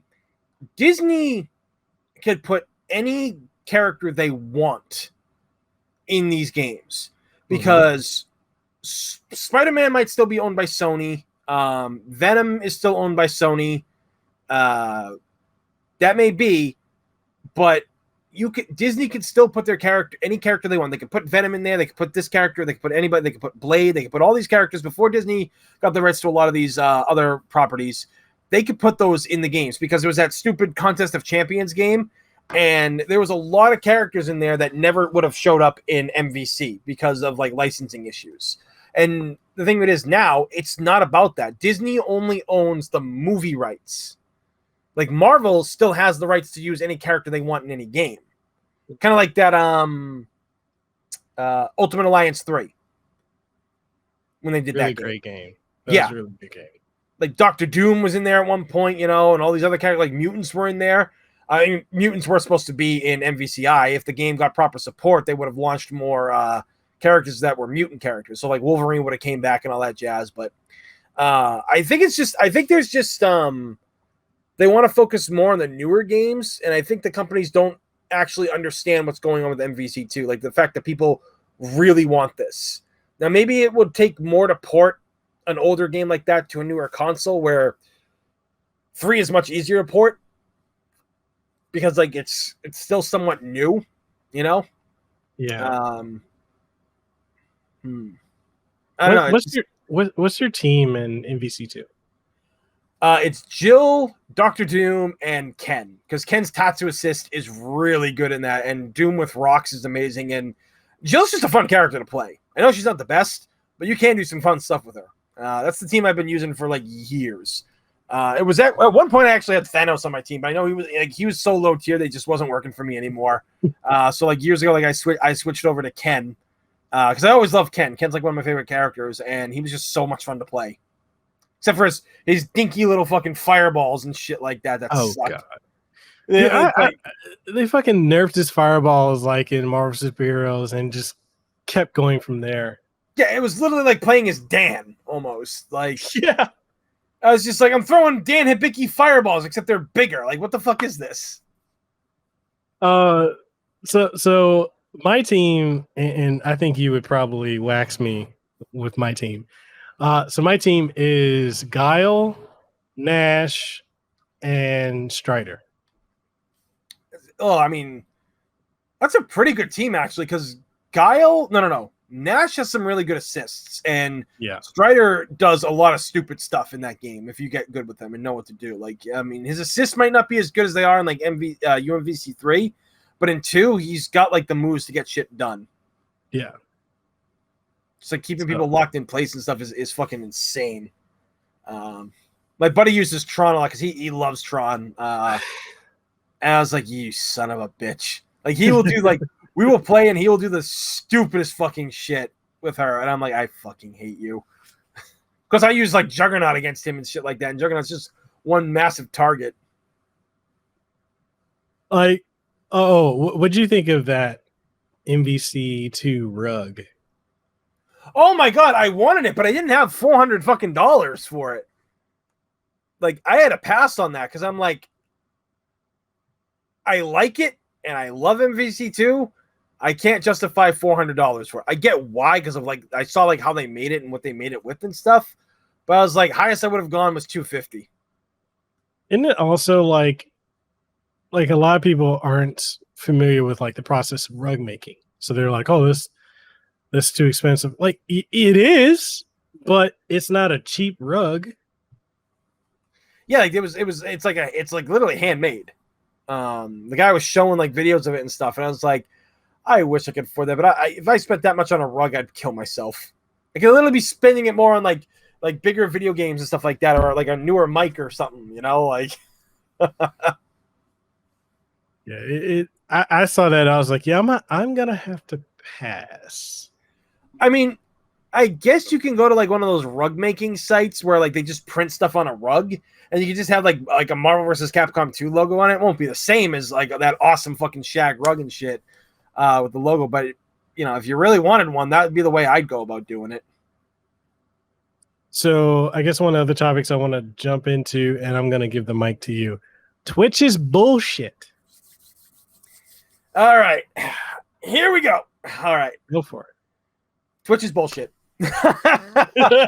Look, I tried for years with that platform, and because I joined late, like when I started streaming like 3-4 years ago, I couldn't catch up, and I did everything I was supposed to do to be like successful on the platform, and I was streaming my brains out. I was so tired from it. Like, I was just trying to get audiences, and I couldn't get anywhere.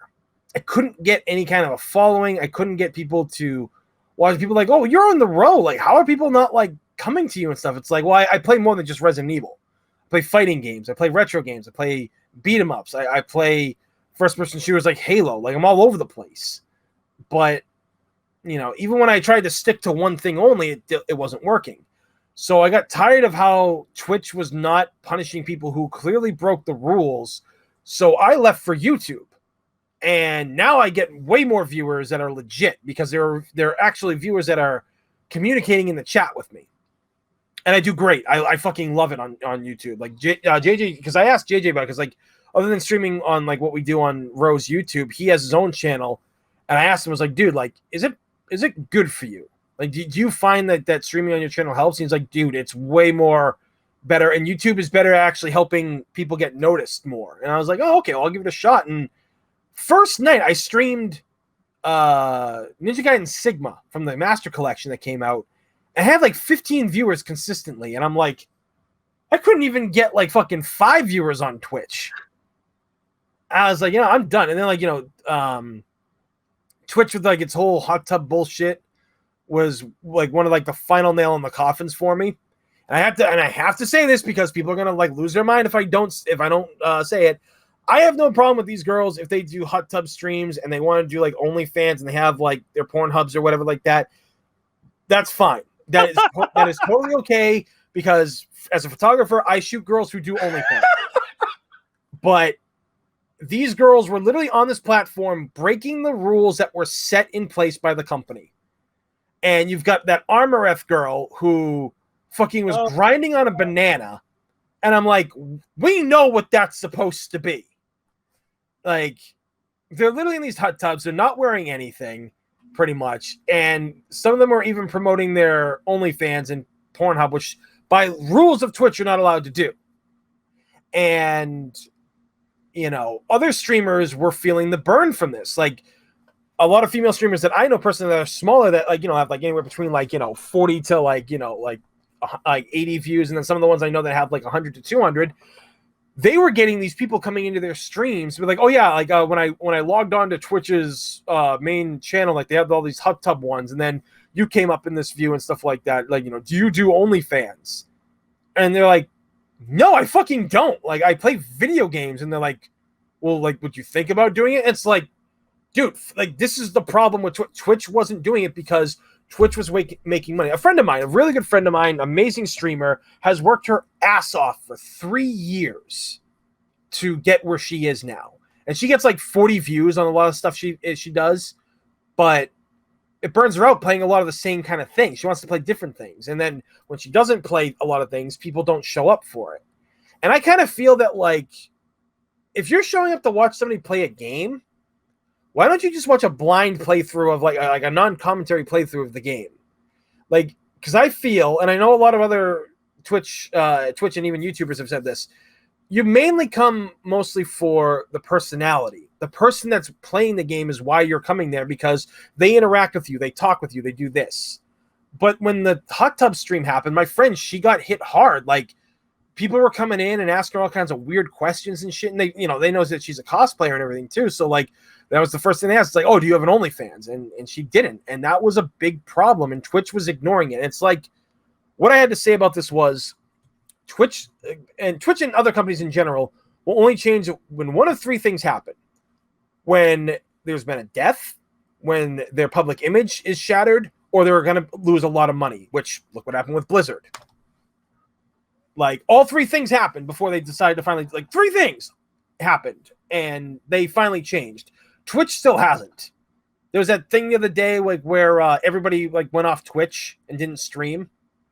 I saw a lot of big time streamers, streaming and stuff, and some came out and said that they didn't know about it. Whereas some of them, other ones that I know, I was like, but you're always on Twitter. It was literally trending on Twitter. It showed that it was trending, and it was all over the place. Like even people I know who don't stream were posting it and retweeting it from other people. Like, you know, maybe because you're a big time streamer, it doesn't affect you what happened on Twitch, but I'm not trying to hold it against you if you stream that day, but for other people, like, they really were focused on this. They really wanted to make a difference and get Twitch to realize, hey, you guys are fucking up. Because the thing is, too, it's not even small time. This affects the big time people, too.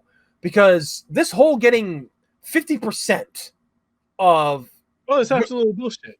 Yeah, it's bullshit. Like, I'm a small time creator on Twitch, and you got the balls to, like, someone gave me $20 and you got the balls to take 50% of that. I don't make much, but YouTube only takes like 30%, I believe, until like you get to a certain point. But even then, I think 50% for a channel that's been around for like 9 years or whatever. It's not right to take that much from your content creators who are working their asses off streaming constantly. That's why like a lot of them do the loophole thing. They go through Streamlabs, so like they don't like that Twitch and YouTube don't get the money. Didn't Twitch try to crack down on that too? Because I think they did, but people found a way around it. It's just, I have a lot of friends that like they stream almost like 5 days a week, and they're very entertaining. They do amazing stuff, but because like and some of the ones that are girls, they unfortunately keep getting the whole like, oh, do you do OnlyFans? Do you do hot tub stuff? And with Twitch just not giving a damn about anything, because they're quick to take your money and to cause problems, but they ain't quick to solve it. Like, one of the reasons why I like YouTube, this was fucking funny. I streamed Sonic Adventure 2 a while back. And when I did this, I got done with the stream. I streamed it for like, I think like 5 hours or whatever. Mm-hmm. And it was a great stream. People that turned out for it, it was phenomenal. Like the constant chat going, like people having a blast, people donating, people just like having real conversations was amazing. Because that's something I didn't get on Twitch, which is another reason why I left. I would see, I got 5 viewers, but nobody's interacting or talking or anything. But I get 5 viewers on YouTube, and I get all interaction from them. And then like when I started getting more followers, like when I was getting like 12 views and 13 views, I was getting even more. And it was great. I fucking loved it. But YouTube, they took down my Sonic video. They said that Sonic was a part of like a hate group or something. And I'm just like, what? Yeah, that's what I said. I'm like, what hate group? Like, what? Like, is it like some weird group that's like a political group or something like that? Like, what happened? So I sent them an email, and the second I sent it, I looked away and looked back. My phone went off, and I'm like, YouTube support. Wait, what? And I was like, oh. So I check it out, and they're like, oh, we realized we've made a mistake and everything. So we put the video back up. Don't worry about it. Your channel's not strike or anything. Please have a good day. And I'm like, you didn't fucking read that. It's a fucking algorithm that did it. I mean, again, they were great because they did fix it, but Twitch wouldn't have been as fast. I think if you're not a partner, then Twitch is not going to even bother. Yeah, and even so, like partnered streamers are kind of feeling it from Twitch as well. It's why a lot of people want like a better thing to be out there to do streaming, because YouTube promotes its smaller streamers. And a friend of mine, she used to do a lot of RuneScape stuff, and she got a lot of viewers. She was getting like 50 viewers a night, and she had just started. Like, she got luck. Like, she got people that like rated her, and people were coming in. But then she left Twitch because of how toxic RuneScape is. I mean, you've been around, you know how bad RuneScape can be. And she started streaming on this other platform. I can't remember what it's called. It's like an up and coming one, but they really do a lot to help their content creators, like YouTube does. YouTube will promote these guys, like your streams a lot better, it seems, or like they won't restrict you as much as Twitch does. Like, at the end of the day, again, I have no problem with the girls who do the OnlyFans stuff. If that's what they want to do, that's fine. I get it. Again, I shoot that stuff for people when they need it, but like, there's a time and a place, because this is the other thing that this has made me sound like a really old person, or like that that woman from The Simpsons where she was like, won't somebody please think of the children? And but like the thing of it is, Twitch has evolved from what it was before. Twitch is now a platform where kids aren't watching TV these days. They're not watching cartoons as much or anything. The real entertainment is right here where we are. on these platforms. That's where we are. Like, kids these days are born with a phone in their hand. The minute they're fired out of the fetus and stuff like that, they get baby's first cell phone and stuff. They grow up on it. And I called this like a decade ago, like 2008, 2009, when phones really started becoming a thing. I told people that, when I saw parents in the restaurants I worked at, like, parents were just giving the things to the kids to shut them up. I was like, that's not parenting. You got to tell your kid to stop acting like a child. Like, you got to, if I acted up in a restaurant or anything like that, I'd get the death glare from my father and shit, And my mother was a psychopath, so I didn't dare, act up in public. But, that's what I'm trying to say when it comes to this stuff. You can't let technology raise your kids, and Twitch is out there now. And when you sign on to Twitch or go to Twitch's main page, at one point, it was all the hot tub streams you were seeing. Yep. And it's ridiculous. It comes right down to it. It's like, you're not thinking of the kids. And again, I hate to sound like that kind of a parent. I mean, I'm not a parent, but I hate to say that, but it's true, because the way the world is now and how kids absorb information, because these things are glued to their face permanently. You have no idea what they're seeing or saying. It's actually something that my mentor told me one time. Because his son's my best friend, and he's got a younger daughter too.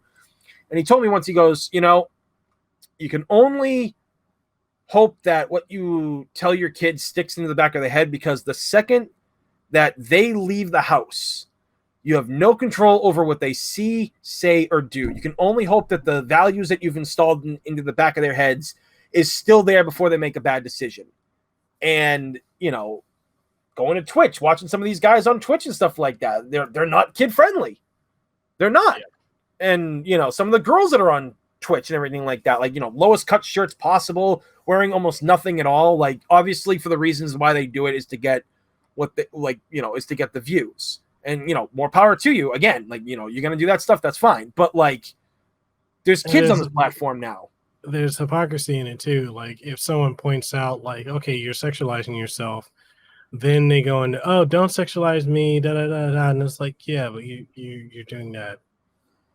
I mean, yeah, it's just if you want to dress like you want and be comfortable, I'm all for that and stuff. But I've had literally friends who I know who Twitch stream and stuff. They're oh yeah, I wear the lowest cut shirts possible in my streams to get people to come in for my streams. I know at one point they're not really there for me anymore, but it helps keep my view count up and it helps me grow on this platform that stunts me. And then I have other friends who refuse to do it. They won't do it. They're I'm not going down that route. I don't want to do that. I don't want to be something that I'm not.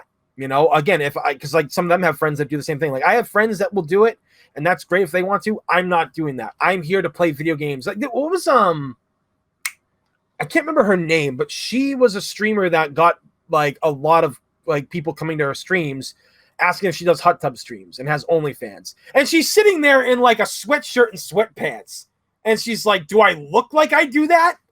And I was good on you, girl, for saying something, because. See, here's the problem that we face, and this is kind of how it works in the world of cosplay. If you go with the flow, everybody will love you. But if you don't speak out about the things that are terrible, then, people will say, it's oh, you're just out to hate on this for whatever reason. And then when the situation becomes an extreme thing, all of a sudden everybody's all for speaking out against it. And it's just yeah, now you're saying it because you're going along with the crowd to make it feel yeah, no, I agree. I agree with you 100%. They shouldn't be doing this on Twitch, but you've done that exact same thing on Twitch for years.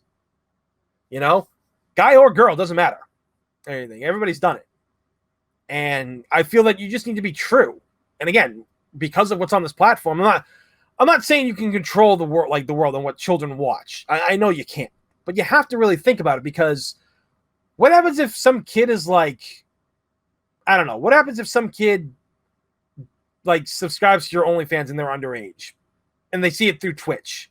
Then it starts a chain reaction of the norm. This is terrible how it works for cosplay too. Again, nothing against people who do this kind of stuff, because again, I shoot this. I have to reiterate that I do OnlyFans and Patreon shoots for a lot of the people that are out there because they trust me to do it. And they agree with what I say.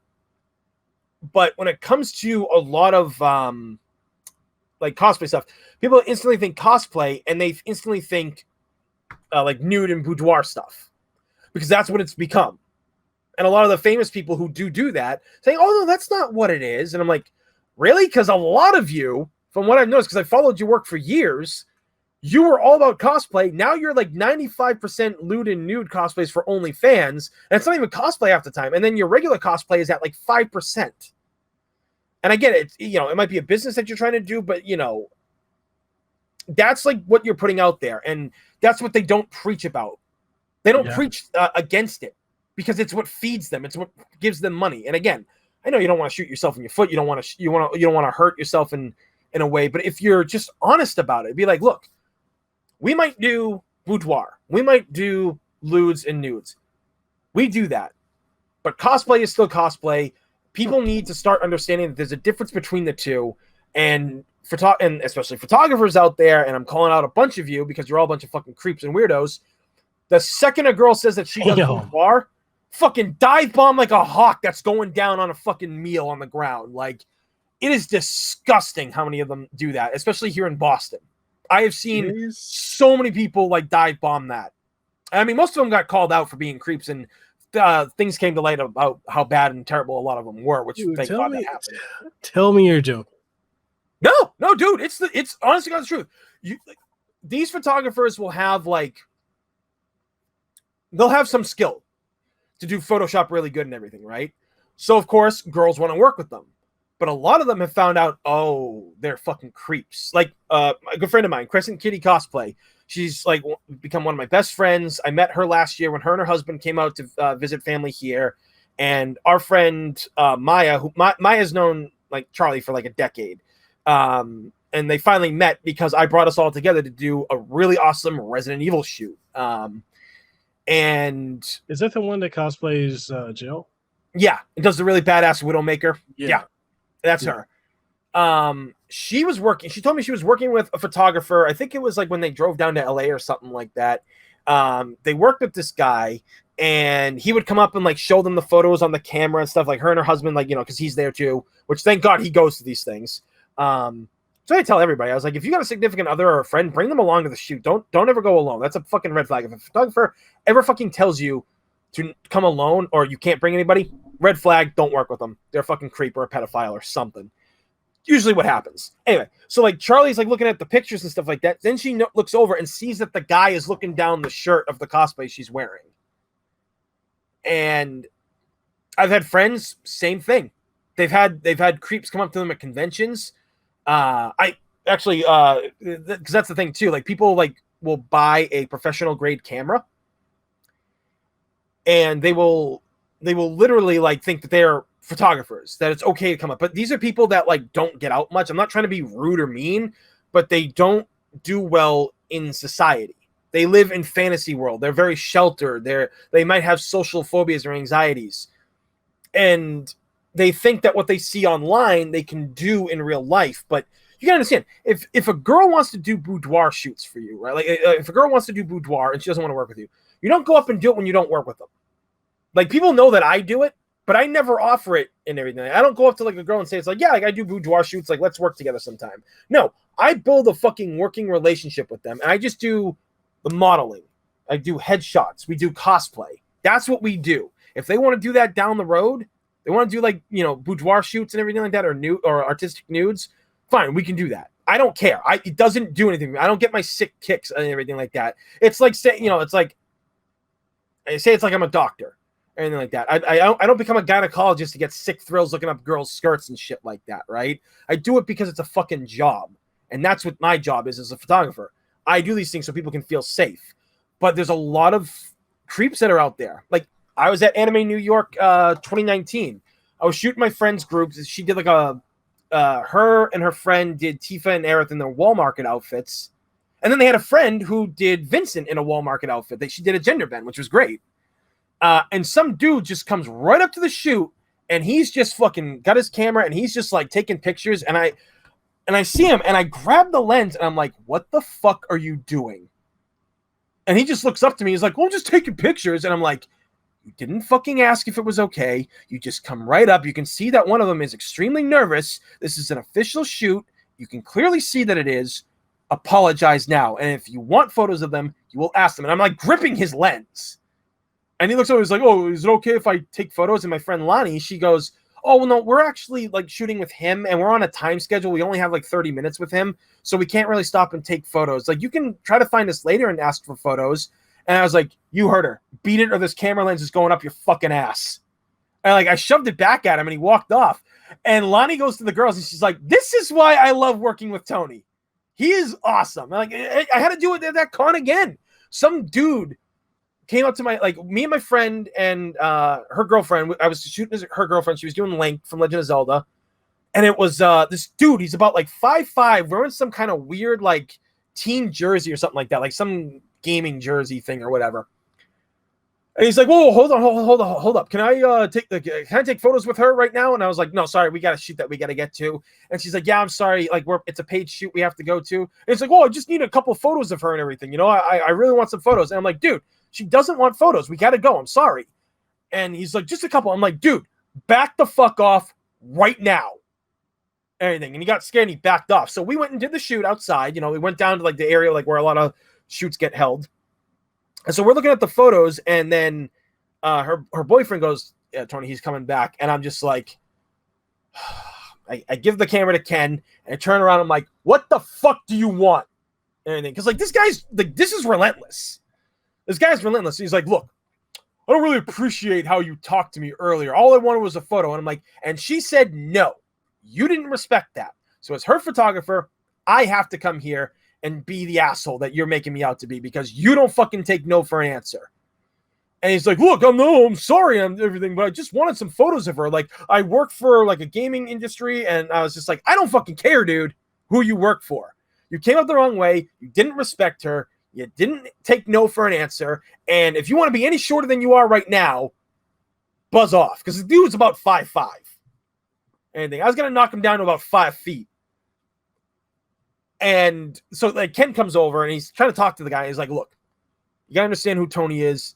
He's a photographer that really cares about his clients. There's a lot of creeps and weirdos that take advantages of girls that come up and everything. And the way you acted set off alarms for her. She didn't want to shoot with you. You didn't respect that. You have to understand. That's my girlfriend. I should be very upset too. But I'm just telling you how it is right now. The guy finally fucked off at one point and everything. But Allie was just like, and it's like, that's how bad it is, you know? That's how bad it's gotten with like stuff. And when things get to that level and there's like a form, like there's a level of elitism too, where, oh, if it doesn't affect me, I'm not going to talk about it, which is why things in cosplay and Twitch, it goes hand in hand. They're not talked about because the higher ups get all these amazing like perks and they get all these people, following them. And then when something bad happens, they'll come out and say something. Again, I'm not trying to shit on elite people because I've worked with a lot of famous people before, but I'm just telling it like it is. I'm not trying to shit on anybody's parade. But if things don't change, the bad things can happen. And that's what people have to understand, that Twitch, you need to fucking change because you're not the same with the cosplay world. If you don't change, bad things are going to happen. There's going to be a bad stigma to what it is you do that will affect other people. There's so many Twitch people right now that are jumping ship to YouTube. And even Facebook gaming. Facebook gaming of all things, you know? Which is like the worst platform to go to because they're not going to keep that going. No, that's going to shut down at one point. They're not going to be able to keep that going. Facebook's got the money, I feel, but will they keep it going? Probably not. If it doesn't really keep things in line. I don't know. It's just, there needs to be a proper streaming service, but because of Twitch and YouTube, there can't be a competition. It's kind of like how the algorithm works for Instagram right now. Instagram, instead of favoring photos, like now, as a photographer, I have a photography Instagram. I am not the target demographic anymore. They want to see cringy-ass fucking TikToks. And I'm like, I ain't got time to fucking film that shit. I don't want to film cringy-ass shit, you know? I'm here to do photos. And because I don't do that, my reach has been destroyed. I've got like 1,600 followers almost on my Instagram. And I'm lucky if I hit like 50 likes. And the problem with that is people are like, well, likes aren't everything, Tony. And I'm like, with content creating, whether it's photography, YouTube, it is, because we're not being seen. If we're not bringing in like hundreds of views, or our videos aren't making like, 2,000 and everything like that, 2,000 views on that video, we don't get seen, and we don't get treated like we're like what happened when I was starting photography years ago, and I got an Instagram and I plugged it. It was about, I was only at like 300, but my work was really good, but people didn't want to work with me because my numbers were so my numbers were so low. And then those people that didn't want to work with me, once I started getting noticed, and when people saw that I worked with Nick when I shot his Leon cosplay for him, all of a sudden people who didn't want to work with me now want to work with me because I have the numbers. So, I mean, how it is too, like with content creating. You've seen it yourself. We've talked about it. Yeah. We've talked at length about it. It's like, yeah, I mean, and that's the shallow aspect of this field. Like, okay, so for instance, like with this season of the podcast, because I took 2, 3, 4 months off from the podcast because I'm like, 1, the baby, 2, I was burnt out. Yeah, I was doing like fucking episodes every fucking week. You do that, and that's a lot to like coordinate all that too. Shit. Like, I was so burnt out. So I took time off, and as I was lining up episodes for this season, so I got you, got Gerald, I got Avalanche Reviews. He's actually tomorrow. Oh, nice. So I got him tomorrow. I got Nick either this week or next week, and a couple other people. When it came to me reaching out to some YouTubers,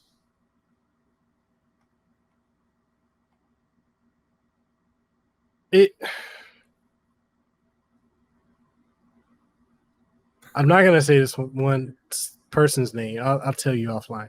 But it's a certain person who you may have you referenced them earlier in something they did, like in a positive. Yeah. I had them on before. They acted like they enjoyed it. They were cool to me for a while. But when I reached out to them to come on again, I got the runaround. And it was from them. I got a runaround from a couple other people. Actually, I kind of tie it to, there's actually an incident. I don't know if I've told you about. I'll talk about it here. Where I actually had a person in the gaming industry literally make threats at me recently. So you remember when I made a post about the racial threats or racial comments that I got when I did? Yeah. Like when you got the hate rate or whatever on YouTube.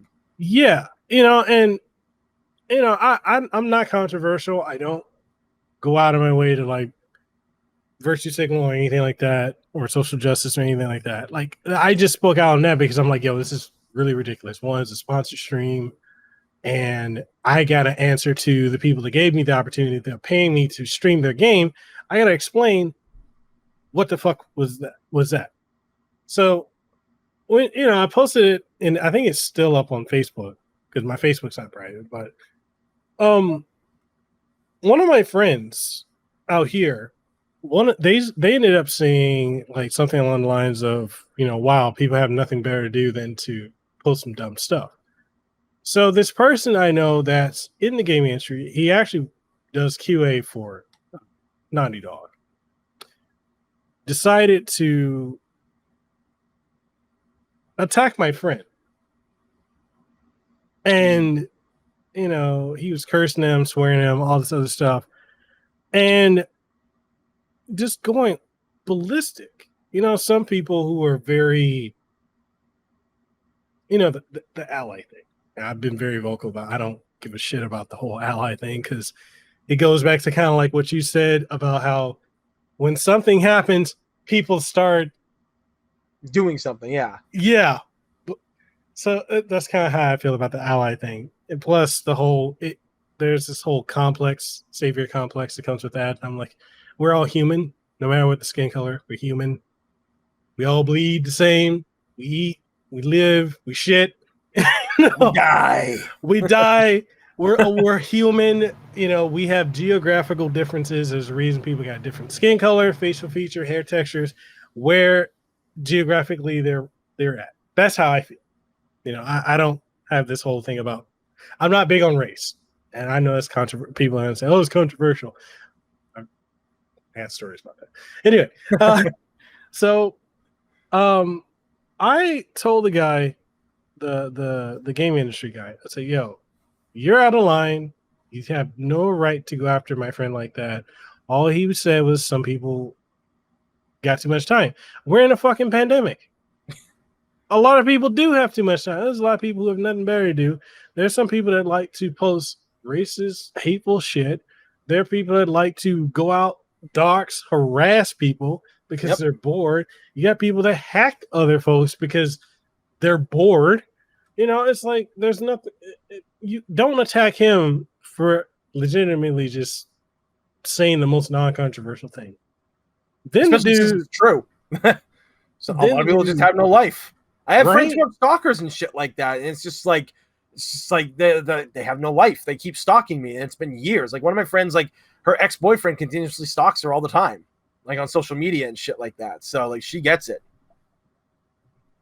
So like one of the things the dude went on to do, he went from attacking my friend to he started attacking me. He was like, you know, I was upset for you. I was angry for you. You know, I'm doing this and that. Hey, kitty. Yeah. The evil kitty is here. Ah. Oh, it's so beautiful. Yeah, she's wonderful. Every day's a gift. So precious. My other two, my two are in the living room. They just, when I come in here, they just sit at the door. Like they won't come in. You're lucky. She literally sleeps in my photo studio. She's mad that was like a room that I took away from her that was never hers. Oh, God. Don't give me that look. You know what you did. So like the guy, you know, he's like, he's mad for me. He's upset. And he's like, your friend wasn't angry enough, you know, going the whole, I'm an ally thing. And I was just looking out for you. And okay, I see how it is. I won't look out for you again. So then I'm like, okay. And I'm not one to say this because I personally think that I think is bullshit. Mm-hmm. I don't agree with the term white privilege. I think it's bullshit, personally. Okay. Because I feel like everybody has some form of privilege. I grew up with my mom. I didn't grow up with my dad. I have friends who grew up with both their parents. That's a privilege I didn't have. That's how I view privilege.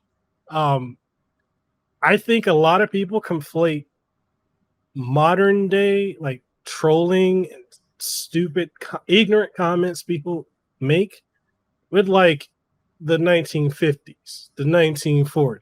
Like when there was true racism. Like I've talked to my parents who lived through those times, and it's like you ask them about now, they're like, people now don't understand what it was like to live through it. You know, It's like you can tweet about it, you can talk about it. Back then you couldn't, you know. So it's again, I think that concept is bullshit. Mm-hmm. So because I know that guy always throws that at other people. He's a white guy and he throws white privilege. He's very social justice-y and attacks people frequently on social media. I threw that at him. I told him to check his white privilege. The reason I said that is, and I told Lehua, I said, he's going to react one of two ways. For someone who's always accusing someone of it, usually when people are so gung-ho about something or against it, they're usually on some subconscious level perpetrators of it. I say he's either going to back down because optically it doesn't look good for him attacking me, or he's going to go berserk and basically become the thing that he claims he hates. He went nuclear. When I say nuclear, he went off. It's still there on my Facebook page. It then before I could, like, I made my response, which I'm like, oh, okay. So basically, you're saying you ungrateful in look at, I did this, this, and this for you. Okay, cool. Bye. Don't need to know you. So that triggered him further. Dude, I shit you not, and I'll send it to you. He sent me videos, video threats, audio threats, written threats, saying that he's going to, threats to the point where he's going to make sure I never work in the industry again. And this guy works for Naughty Dog. And I'm over here like, did you? I mean, first off, good luck of him trying to like get you not to work in this industry anymore, because people look at Naughty Dog right now anyway as a shit company for what they've done to their people, everything. So like, like that whole thing, like after like I was like Uncharted 3 or whatever, like a 75% of the company left and everything because of like how they were all treated and stuff. So like, you're not holding much ground when you're working for a company that's known for being shitheads to people, like to your workers. Like people are getting sick and having to stay in their fucking offices and stuff, That's why I thought it was wild. I was like, this guy's really, he where is it? I got one. I read it to you. It's wild. People wonder why, like, they're like, oh, you don't talk about politics much or anything. I was like, yeah, because I hate all politicians. They're not exactly or anything like that. I and they're like, oh, you should worry about these things. I was like, dude, I got a sick parent that I take care of 24 hours a day. Okay. Like, I don't have the energy to get involved in politics, even if I wanted to. I'm here to just live my life the best I can and take care of my dad for however long time he has left. All right. Like, he's 84 years old and he ain't getting any better, unfortunately. So like, I'm just here to do what I can for him, Yeah. And that's why, like, I try to stay out of politics too. Like, some people give me shit, especially a certain demographic of people, and people in this gaming industry give me shit because I don't go on the social justice rants. I don't go on the political rants. Because to me, it's not my place. Yeah. I'm not going to tell someone what to think, how they should feel. Like, and it's because I feel like we're getting too close to this. What's the movie? Minority Report reality. Oh, yeah, the one where like nobody has any kind of emotion or anything like that. Yeah. Oh, yeah. What was that movie? Yeah, it's Minority Report. Yeah. So I'm like, we're getting too close to that. People they may not even mean something a certain way. They get canceled. People are having their whole lives ruined.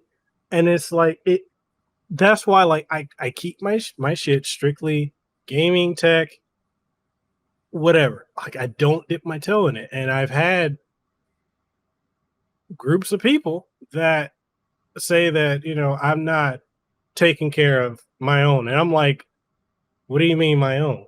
Oh, well, us there it is. I'm like, well, I'm mixed, for one. So am I going to compartmentalize? I'm this today, I'm that today, I'm that day, I'm this. Yeah. Like, I don't do that. And besides, the way I was raised that people are human. Like, okay, cool. I got this little seasoning here, this seasoning here. But at the end of the day, we're all human. That's how I see things. And I've been put down by people in the industry, this guy included. Well, not you, but the guy from that thing. Yeah. I've, and people that are really on the whole race thing, because they're like, oh, you're not speaking about what's going on. And I'm like, I don't think things are as black and white as people make it out. Yeah. And it's just, well, I've gotten that too. I've had people like speak out against me for not saying anything. They're like, oh, like, you didn't say anything when this was happening. I was like, dude, I don't want to cause, like, you're going to get friction from all sides when you say something. My thing with it is, I do what I can to make people happy, because this is a miserable fucking world that we live in now. All right. Like, everybody can cancel you for the dumbest fucking things. People are getting away with things that they shouldn't be getting away with. And it's my job to make just people laugh. Like, when I was doing like stand-up, I would make jokes about like mental illness, divorce, marriages, like bad relationships and shit like that, things that people didn't want to make fun of because, oh, you can't say that.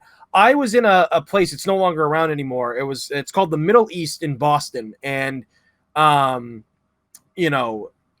was a rough setting because it was a very college liberal area, and they didn't understand the jokes that I was trying to get across. Like, I would tell them about, like, my mother having, like my mother was pretty much like a supervillain with how she was, like very cunning, like Lex Luthor type stuff. And people were just kind of like looking around like, what?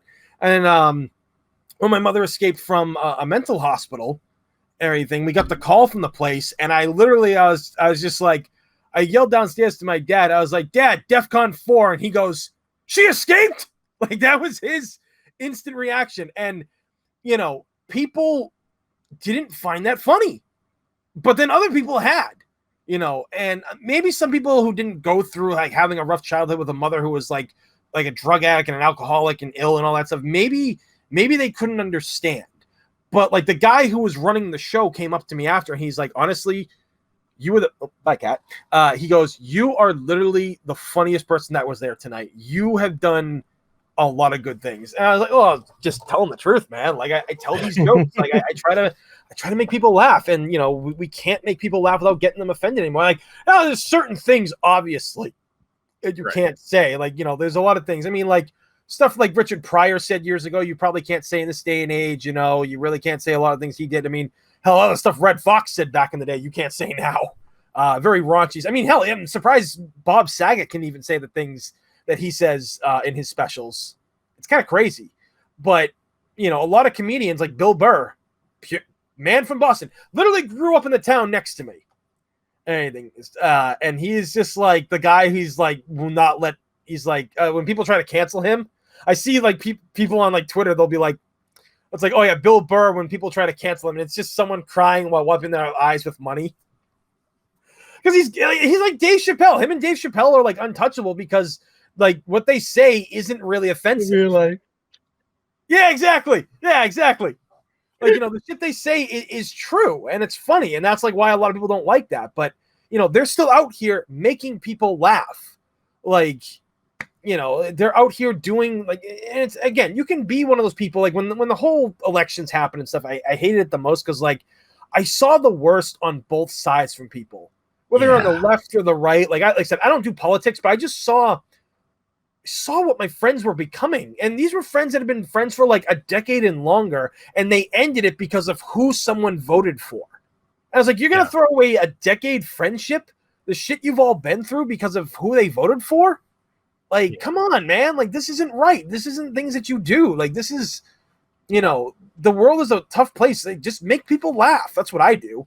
A lot of people say I shouldn't be doing that and I should be more focused on the problems that are happening. But I was like, hey, you've already got enough people speaking out about like racism and abuse from like, like from every form, like whether it's like, police or spousal abuse or, kids being homeless and stuff. You've got plenty of people out there saying it. I'm here to tell jokes and make people forget about their problems for a while because that's what comedy is supposed to do. It's supposed to make you think, but also forget. It's the same way about gaming because we both know that gaming has gotten very political in the wrong ways. Like it's done it in a way that it's like it's not enjoyable, and we're playing games to escape in reality. And I'm not saying like by escaping reality people don't deal with the problem because unfortunately there are some people who use video games as an escape by not dealing with the problems they have. I use it because I work hard every day. I take care of a sick parent, like I said, 24 hours a day, 7 days a week. I do photography full time. I do content creating on here and over at the Residents of Evil as well with the gang. Like, I've got a lot on my plate, and I just want to make people laugh. That's my thing. I work hard. I don't want to have to worry about all these other things. And people are like, oh, that's because it doesn't affect you. And I was like, whether it does or doesn't affect me doesn't matter. Like, I fought for years to get my father the care that he deserved, and he still doesn't get a lot of the stuff for being a veteran and a retired police officer. He doesn't get what he deserves. But I still work hard to get everything for him, and that's what I focus on. I could be negative if I wanted to. I could be about this politician. I could be about this situation or that politician. But I'd rather just be the guy that everybody likes. Just happy-go-lucky. I try to make people laugh. Because at the end of the day, like, life is short. I mean, someone like you went through cancer. You understand where life can like be short. You know? Yeah, I was told. Okay, so like I'm about to hit 5 years remission. Like 5.5 years ago, I was told I wasn't gonna make it. I was told that was it, and I was like, well shit, I guess I'm done. I'm like, all right, well, I'm just going to ride this out. I guess I'm and thank God from Lehua and people I've met along the way, yourself included, have like been there in a way, even if I don't talk about it, but when I'm going through the treatments or when I was going through treatments, like just allowing me to take my mind off of it and not go to a fatalistic perspective. But a lot of people that are quick to throw at you like, oh, it doesn't affect you, this isn't. I'm like, how do you know it doesn't affect somebody? Because they're not vocal about it, because they're not tweeting about it, because they're not posting unresearched information on Facebook or any of these social media platforms. Like, no, you have no way of knowing what does or does not affect somebody.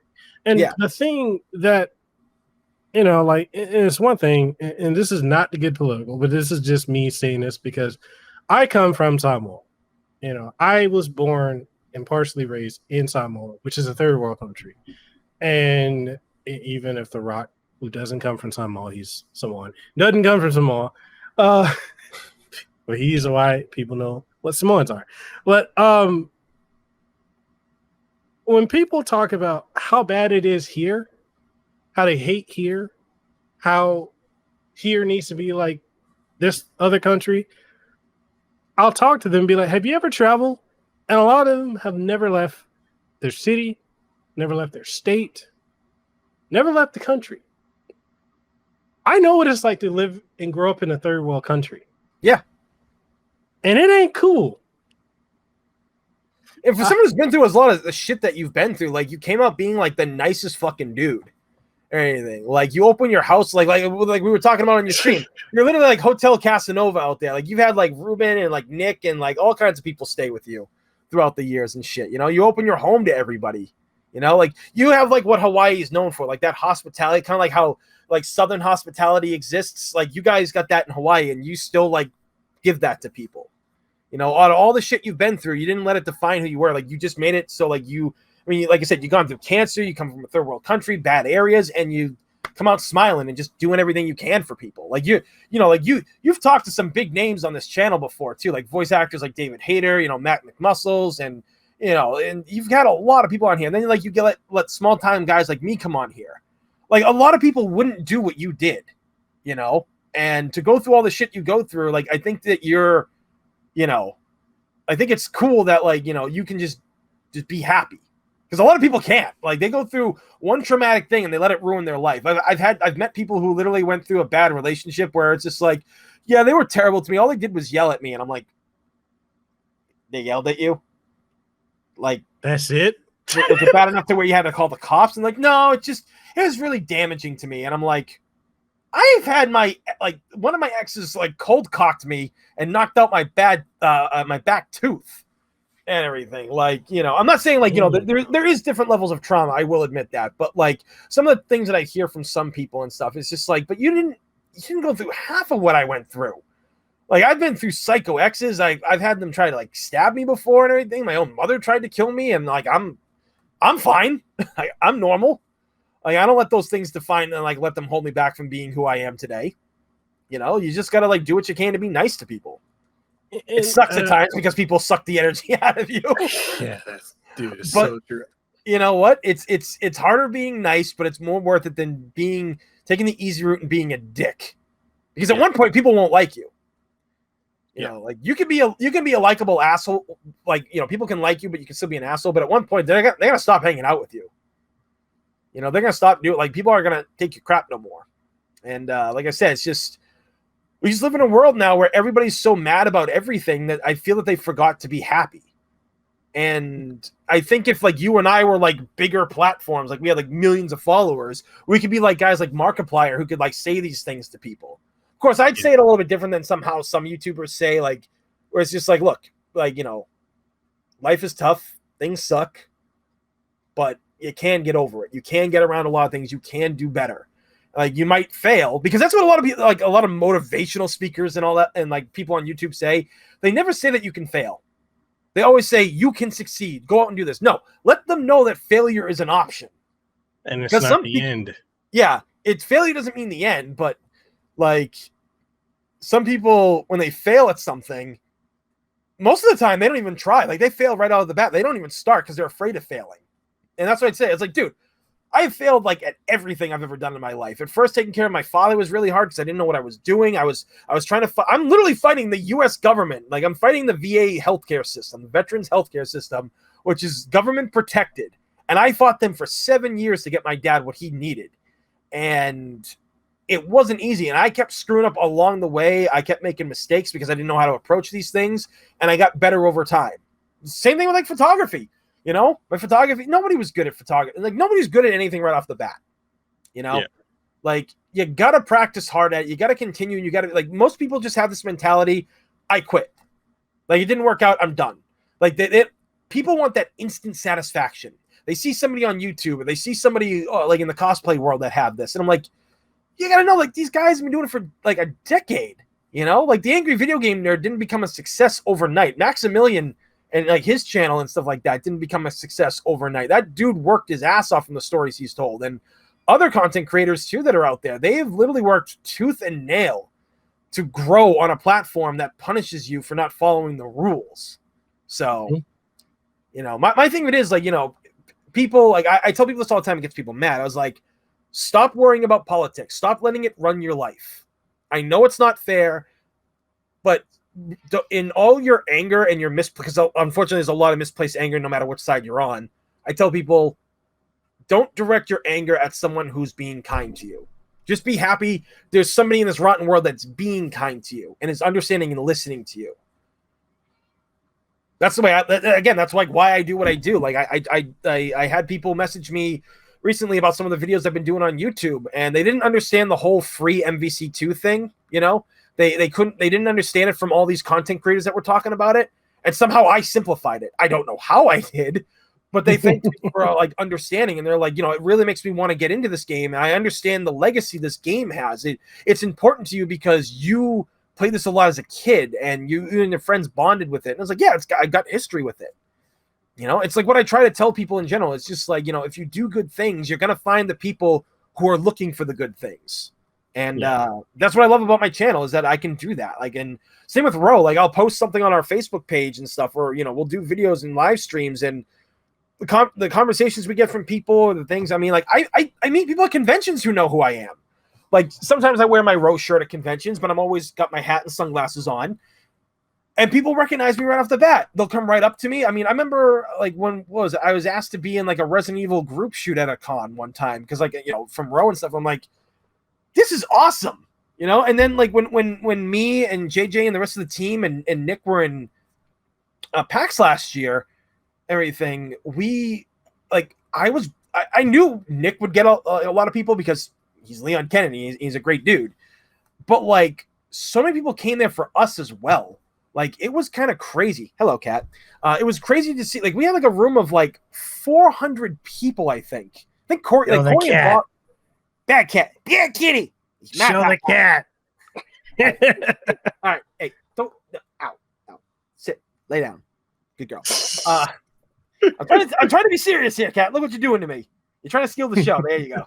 Like, literally, she will come into my studio during photo shoots, and she will literally steal the show. It's all about her. She will walk in front of the models, and they love it. They think that she's like the cutest thing in the friggin' world. But yeah, back to what I was saying. Like, you know, I get all these people. Like, you know, we went there. We had like 300-400 people at our first panel, and I couldn't believe it. And then, like, all these people were talking to us in line, because, like, when they were in line, like, Nick we knew was someone they wanted to meet. So while they lined up, like 300 people lined up to see him. So me and the rest of the team went up the line and, like, met everybody, shook their hands, took photos with them and stuff. And it was it was an unreal feeling to have people like ask you so many questions and just love what you do. And some of the stories I heard from people like going through hard times and stuff, I was just kind of like mind blown. There was this one couple that was there. This is a really good story. Go for it. I was going up the line with them, and I think Bob was next to me or something like that. And he was talking to this couple, and then I got to them. And when I got to them, you know, they were like, "No, Tony, like, we really love you. Like, you're a funny guy on the channel." Like, the husband was like, "Yeah, you're a really funny guy, dude. We love you." And I'm just like, "Funny how? Funny how? Like, I'm a clown. Like, I'm here to fucking amuse you. What the fuck is so funny about me?" And like, the guy literally thought I was getting pissed. Like, and then the wife was like, "Oh, Goodfellas, Joe Pesci." I was like, "Yeah, you got it. You got it." Anything. He'd never seen Goodfellas. Anything. So like, you know, he didn't know. He had like zero clue, and she knew. So I was like, okay, your job here is to go tell him, you guys are gonna have to go rent it or watch it online somewhere. That's your job. And she's like, I will make him watch it. And I was like, good. It was just great. It was a good time. Just like, you know, like, and that was kind of like where for me, I don't see it as being famous. I just see it as us doing something right. We're making people happy in a world where happiness is in short supply. It's in demand, and there's a short supply of it. It's pretty much happiness is the PlayStation 5 of the world at this point. Like, it's short supply and hard to get, but when you get it, man, you feel like $1 million. And at the end of the day, like I said, that's why I don't get political. I'd rather just keep making people happy. Almost kind of like a Bob Ross situation. The dude was a fucking drill instructor, and he used to scream at people. And that's why he stopped after he got out of the military. That's why he was all just like, happy little trees. This tree is great right here. It might not be the color, but it's still a beautiful tree. It's just like that. Like, you know, like like, what was it? Like, it's like the 4 horsemen of kindness. It was like Mr. Rogers, LeVar Burton, Bob Ross, and I can't remember who the other one was, but it was like all like these guys that were just nice, you know. And people are like, yeah, for a guy who swears a lot and from Boston, you're really nice. And I'm just like, what can I say? I'm an asshole, but people still love me. Because, you know, I mean, that's the thing. Like, a lot of people have met people from Massachusetts, like, and they're just like, you guys are like some of the nicest people. Like, you're nothing like the movies that come out about you. I was like, oh no, the movies are pretty accurate. Like The Departed and how people act in that, and Black Mass and all that stuff. Even Boondock Saints, how people act. Like, that's legit one thing we want to get right when we do movies. We want our city to be represented the right way. Except for Benedict Cumberbatch in Black Mass, his Boston accent was pretty bad. But yeah, I know I'm going off on a tangent about kindness here and shit like that. I don't want people thinking that I'm nice. I have a reputation here. No, I just you know, I love doing this. I love coming on to shows and talk to people. I love doing what I do on Row with everybody, and the fucking shit that we've done for years for charity. We're starting our own game, and then doing the stuff I do on my channel. Like, I get to do things that I love. You know, and you know, I get to do photography full time, and it's just, I worked hard to get where I am today, and I didn't think I'd ever get this far because I never went to college. And back in like the early mid 2000s when you graduate high school, it was all about college, and I'm like, I ain't got fucking money for that shit. I just barely survived high school. You think I'm gonna go right back to learning again? Fuck that noise. And then I did restaurant work for like a decade, and then I went full time doing photos. But it was really it's something. Biggest scam. Unless you're going into medical law or something that actually requires you to go to college, it's a fucking scam. Yeah, I've said that college is a scam for years. Like, after like when it started coming out, a friend of mine, she does a lot of photos with me too. And I met her the year she was graduating college, and she told me, she's like, I wish I knew you like 4 years ago, Tony, because I would have listened to you and not gone. What I went for, I shouldn't have gone for, because I can't find anything in that realm of what I do, and I hate it. And I was like, well, I mean, like, you know, you're done paying off most of it. Thankfully, you didn't go to like a super, which is why I tell people, if you're gonna go to college, community college. Yeah. You don't need to go to the big schools here in Boston, like BC. You don't need to go to Ivy League schools. You don't need to go to Princeton. You don't need to go to these ones that will put you in debt for the rest of your life. Community college can give you the same goddamn thing as bigger ones can, and you're gonna pay back less. Like my sister, she's fucked for the rest of her life. She went to college so many times, and the final time she went to be a teacher, and now she's a teacher and everything like that. But she is fucked on those payments from all these years. Because college is a scam. There's no reason why you should have to pay this much. Like a lot of the women that I ended up working with in the restaurants, they all had college degrees in areas that were supposed to be open. And when they got out, it was almost impossible to get into. So they started bartending, and they make more money as a bartender than they would have doing the medical stuff. Or some of the other trades that or other things they went for too. No, I mean, I look at my situation. Like I went to Chaminade University out here, and I'm still paying. I haven't been in college since like 2009. Oh, damn. 2008, 2009, and I'm still paying on it because it was that expensive. I learned nothing. I have a degree in marketing, and it's like not even, and it was like such basic marketing, like how to present. That was it. Yeah. That was it. And I'm like, when I look back on it, I'm like, God, I wasted so much time, money, energy. I could have went to a community college, or like I went into IT. Like before I went full time doing this, I was in IT for a decade. That's right. You were fucking murdering yourself with that job. I remember. God, that job. You know, they asked me to come back too. They recently did. Isn't that great? Like, so clearly when you left, they weren't paying you what they should have been paying you. You come back, like they want you to come back, and they're going to promise you the world because they knew they fucked up by letting you go. Yeah. My last restaurant job did the same thing to me. They were like, yeah, Tony, would you want to like come back? Like I've been gone from that job for 4 years.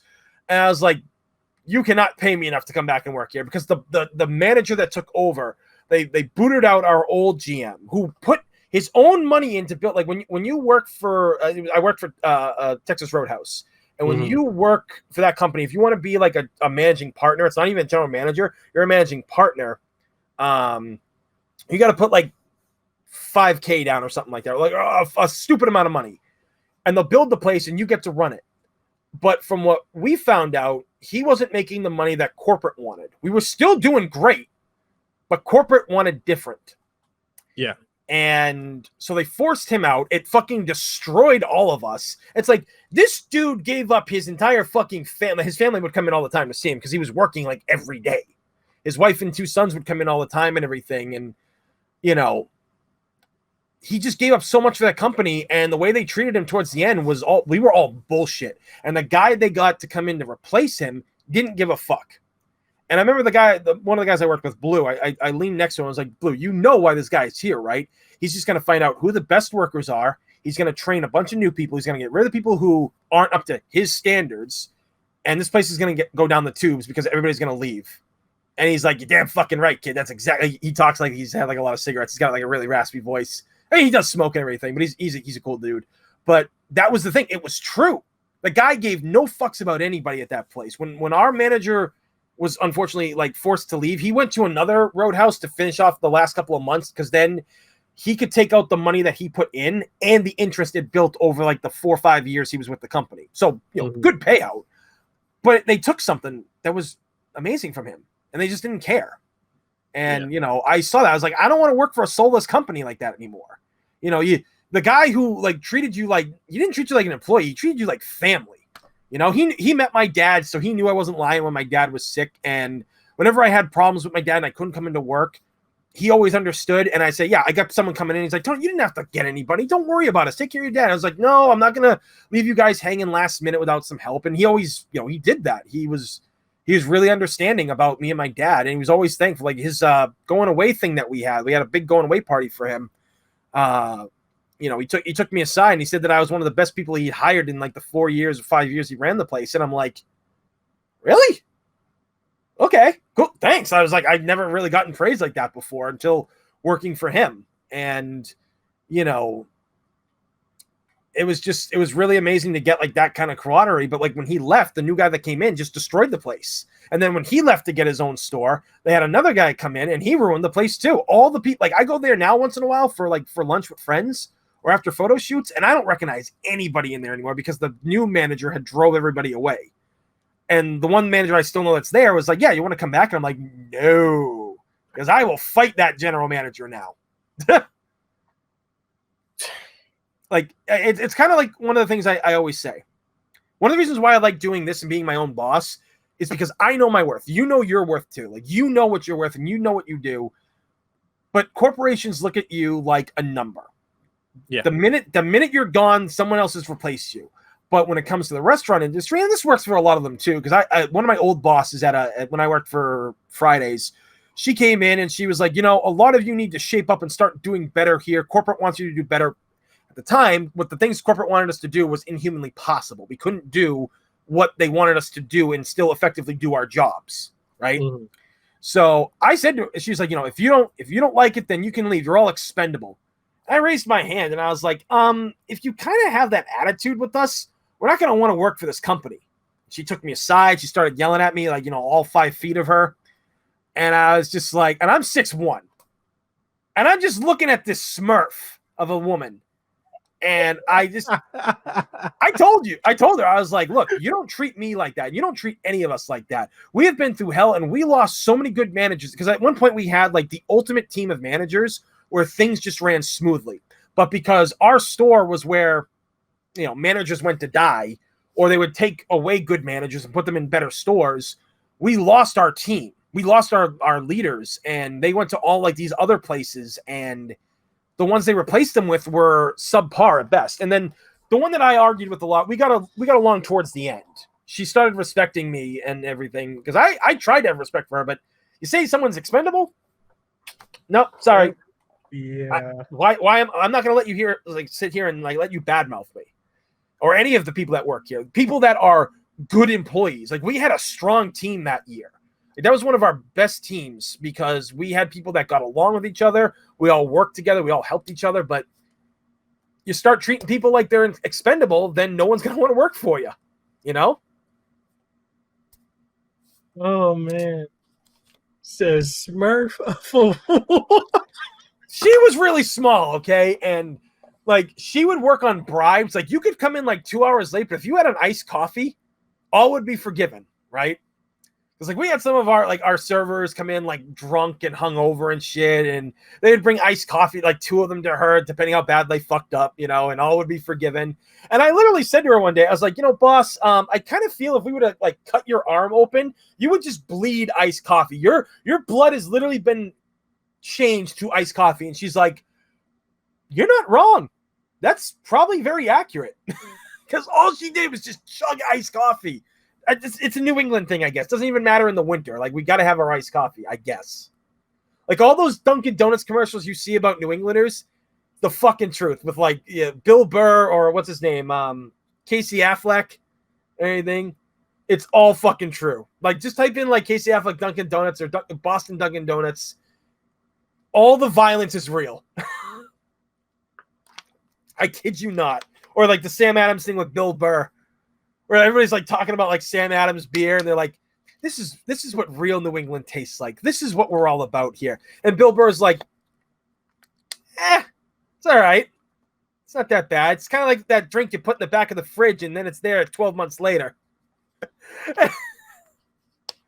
It's just, I love Bill Burr. That guy is fucking amazing.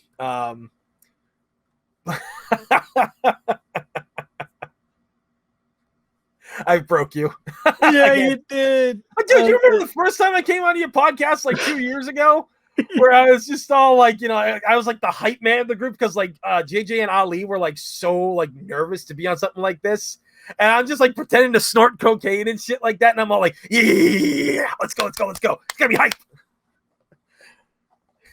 And you just feel like, so like, so Tony, like who are you on the team? Like, what's your part? And I was like, I'm a little nervous. Give me a second. Hold on.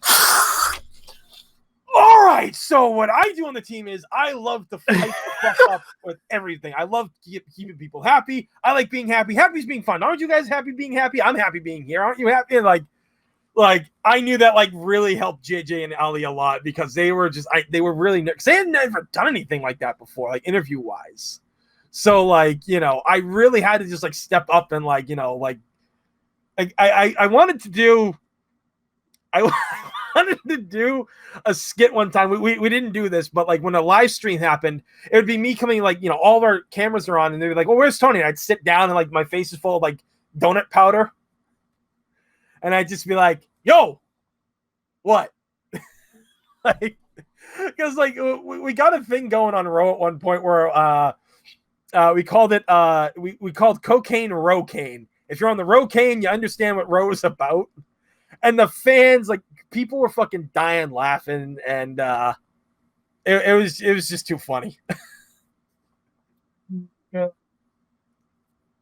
Yeah, I'm insane. Like I said, I like making people laugh.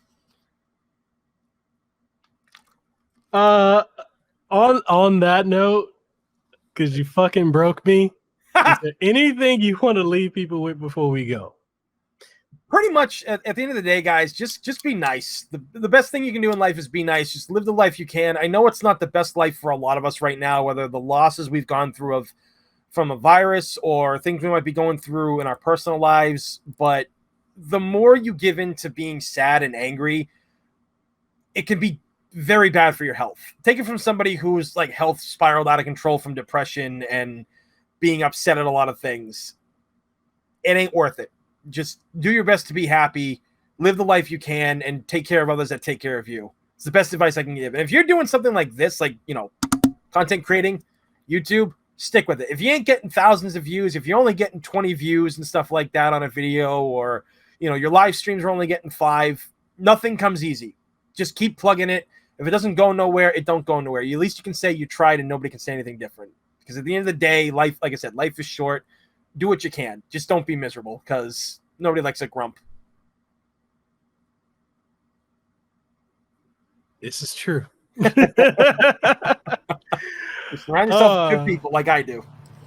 So Tony, go ahead and plug yourself. Anything you're working on, tell people where you can find you, and you know, do what you do. All right. I can't say what I'm working on Row right now, because we're kind of making that a surprise for the fans. It's something a little different, but I think it's something that I've wanted to do for years, but we weren't sure if people would have cared at the time, like where we were. Like, you know, it's like, oh, people might not want to see like stuff like this. And now we're really sure that people do. So videos like that will be coming in the future. As for my own channel, which is right here on New to Retro Reviews on YouTube, I'm currently working on a review that's about 30 minutes long for Super Mario RPG Legend of the Seven Stars. Because when I do reviews, I get personal with reviews. I don't like to be a stiff. I like to say like what these games meant to me, what they did, and I like to go in depth with the ones I'm really passionate about. You can follow me on Instagram and Twitter. It's one big boss. It's like one_big_boss for both of them. Instagram and Twitter. I'm very active on Twitter. So yeah, and as photography wise, you know, if you need work at all, just hit me up on those, and be glad to work with anybody. I work with anybody that I can. So money's money. Got to keep the bills on. This hobby back here is kind of expensive too. So especially when Dreamcast games are like $100 a piece now. Jesus Christ! I'm so glad you talked me into getting like Power Stone 2. I got Power Stone 2. Yeah. The Marvel vs. Capcom 2. I didn't get it because that looked fake. It did. It really You said did. that to me. I was still kind of like half asleep. And I'm like, I'm pretty sure that's fake. I wouldn't do it. I'm going back to bed. Don't do it. Oh man. But yeah, Tony, it's been an honor having you on the show, man. I can't believe we went 3 hours. The only reason I know is because I got a text. I'm not surprised. I'm Italian. I'm a loudmouth. I like to talk. It happens. I'm a chatterbox. dude. So is I don't think I tell you like Lehua. She's Hawaiian Italian. So oh yeah, then you know. So she's she's an Italian woman, so she's scary. I'm not scary, but Italian women are scary. Let me tell you. Like my buddy's dating an Italian girl right now, and I was just like, you're gonna be scared out of your mind. You're not gonna understand. It's just gonna happen. He's like, what are you talking about? I'm like, just wait. You'll see. She's like 5 feet of terror, dude. So like, you gotta watch out. Even though he's only like 5'6" and stuff, but still. But anyway, yeah, no, dude, again, thank you so much for having me on. I greatly appreciate it, man. Again, like, you know, and like for anybody that watches this, wherever I share this, please subscribe to this guy's channel, because you get honest reviews, you get great interviews like this, you get interviews with voice actors. Like, Mekel is literally like one of the hardest working people on YouTube right now for the shit he does. It's amazing that, you know, he wakes up every day. I mean, dude, like, do you even see your daughter? Like, does your that thing from, like, was it Scary Movie where he shows up to see the kid, picks up the kid, puts it back down, and be like, see you in a week. I see you post photos of her all the time and stuff. It's just funny because I'm like, man, you're lucky your wife's understanding, man. Dude, I barely sleep because I got really bad. And dude, I took 5 melatonin to go to sleep. Like, I took 5 melatonin. I think we were talking. I think it's like you and I were talking like 11 o'clock, 12 o'clock my time at night. I took 5 melatonin. I didn't go to sleep until 6:30. And then I had to get up at 7 because I had to switch and watch the baby while Lehua did her thing. So I've only had half an hour of sleep. And I'm still going. Like, it is sometimes I'll randomly just sit and pass out, but then like I struggle to sleep, and a lot of people are like, oh, how do you do this? I'm like, I just do. I don't. I go on autopilot. It's like, you know, sometimes I'm holding my daughter, the next thing I know I'm passing out, and then all of a sudden we're at the store somehow. Imagine if that happened. Somehow, like, you get your kid into the car and like you just drive and you don't even realize it. It's like, oh, how did I get here? Dude, she's like, today she's the first day, like, she crawled, and I was like, when did you learn how to do that? And then she started like babbling, talking. I was like, you was just like, I mean, that. She's 1 now, right? No. She's almost 6 months. 6. Okay. So is that normal for 6 months, or is that advanced? It's advanced. So they when we went to the doctor, so for the first 2 months, she was incredibly underweight. And then out of nowhere, she just got big. So like right now, she's the size of a toddler. Like, we have a friend that's got a 2-year-old, and she's the same size. Oh, wow. Like, she's like, the doctor, like, when they had to measure her last month, they're like, she shouldn't be this tall or this long and wide. She's literally going to be a palm tree. Like, yeah, like, you know, it's like people, like, she's not fat. Like, I was trying to explain it to my mom. My mom hasn't seen her in person. So she just goes off of whatever pictures and videos I send her. Right. And I tell her, I'm like, yeah, she's long. I'm like, when she did they checked her. They checked her like 5 times. They're like, wait, what? Let me measure her, because she's abnormally large, and I think she's gonna be a 6 foot tall kid. Probably. And it's like, all right. I'm like, well, she's playing sports. I'm not very good at sports. Like, I watch sports. I'm not very good at it. I mean, if she's 6 feet, she can at least like do like basketball. Maybe she can get like rich doing that, and then you can just live off your child. Right? It's every parent's dream to live off their child. Can be LeVar Ball. Oh man. But yeah, man, thank you again for coming on the show, and thank you all for watching. This episode of the podcast, along with many others, are available on everything you see up here. You can see it's got Apple Podcasts, Google Podcasts, Spotify, TuneIn Radio, Stitcher, iHeart, Pandora, Amazon Music, fuck Twitch, on YouTube. But we're literally on everything.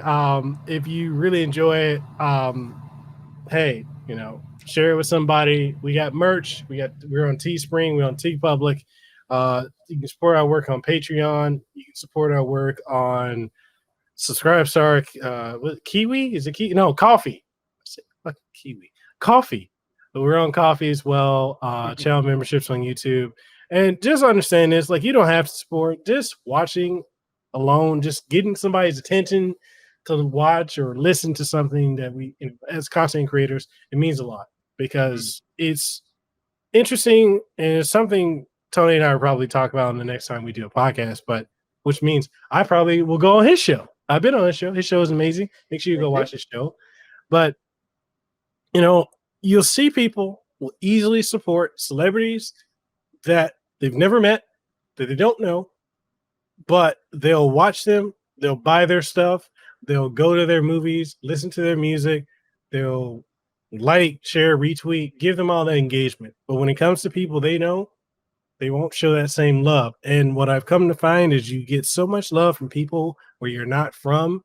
You know, I'm out here in Hawaii. I don't really get support from people in Hawaii at all, even though I, by metrics, have the #1 podcast here.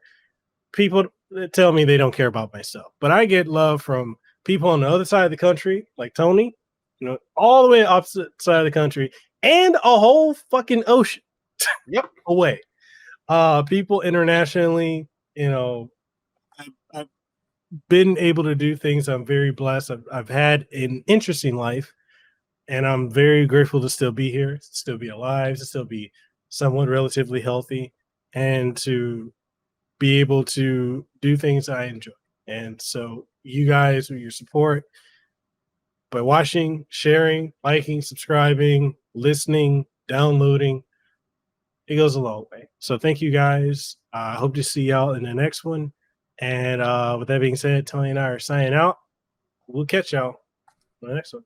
Have an aloha rest of your day. Mahalo for your time for listening to this episode of the Kasanova Podcast, #1 podcast in Hawaii. If you found this episode to be incredibly enjoyable, informative, or if there's anything you gain from it, or any insight, or anything that's good that you really, really enjoyed, make sure whatever platform you're listening to it on, or if you're watching it, leave a comment if that's available on the platform, like it, share it around with someone you think would enjoy it, and give us some feedback, because your feedback is exactly what we need to keep this show going. And if you're wondering what are some ways that you could support the show, we got various ways. We've got Patreon, we have channel memberships over on YouTube, as well as Subscribestar, Coffee, and so much more. Links for everything will be in the description of the podcast, so make sure you go check that out. And with all that being said, I hope you have an aloha rest of your day. Let them know that I'm next level. I'm a whole new kind of guy. Yeah.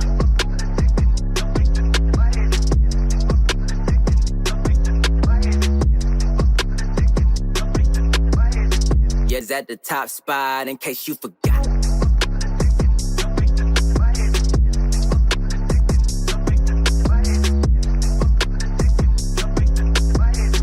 We the ones that got the block hot, bullet got the shot.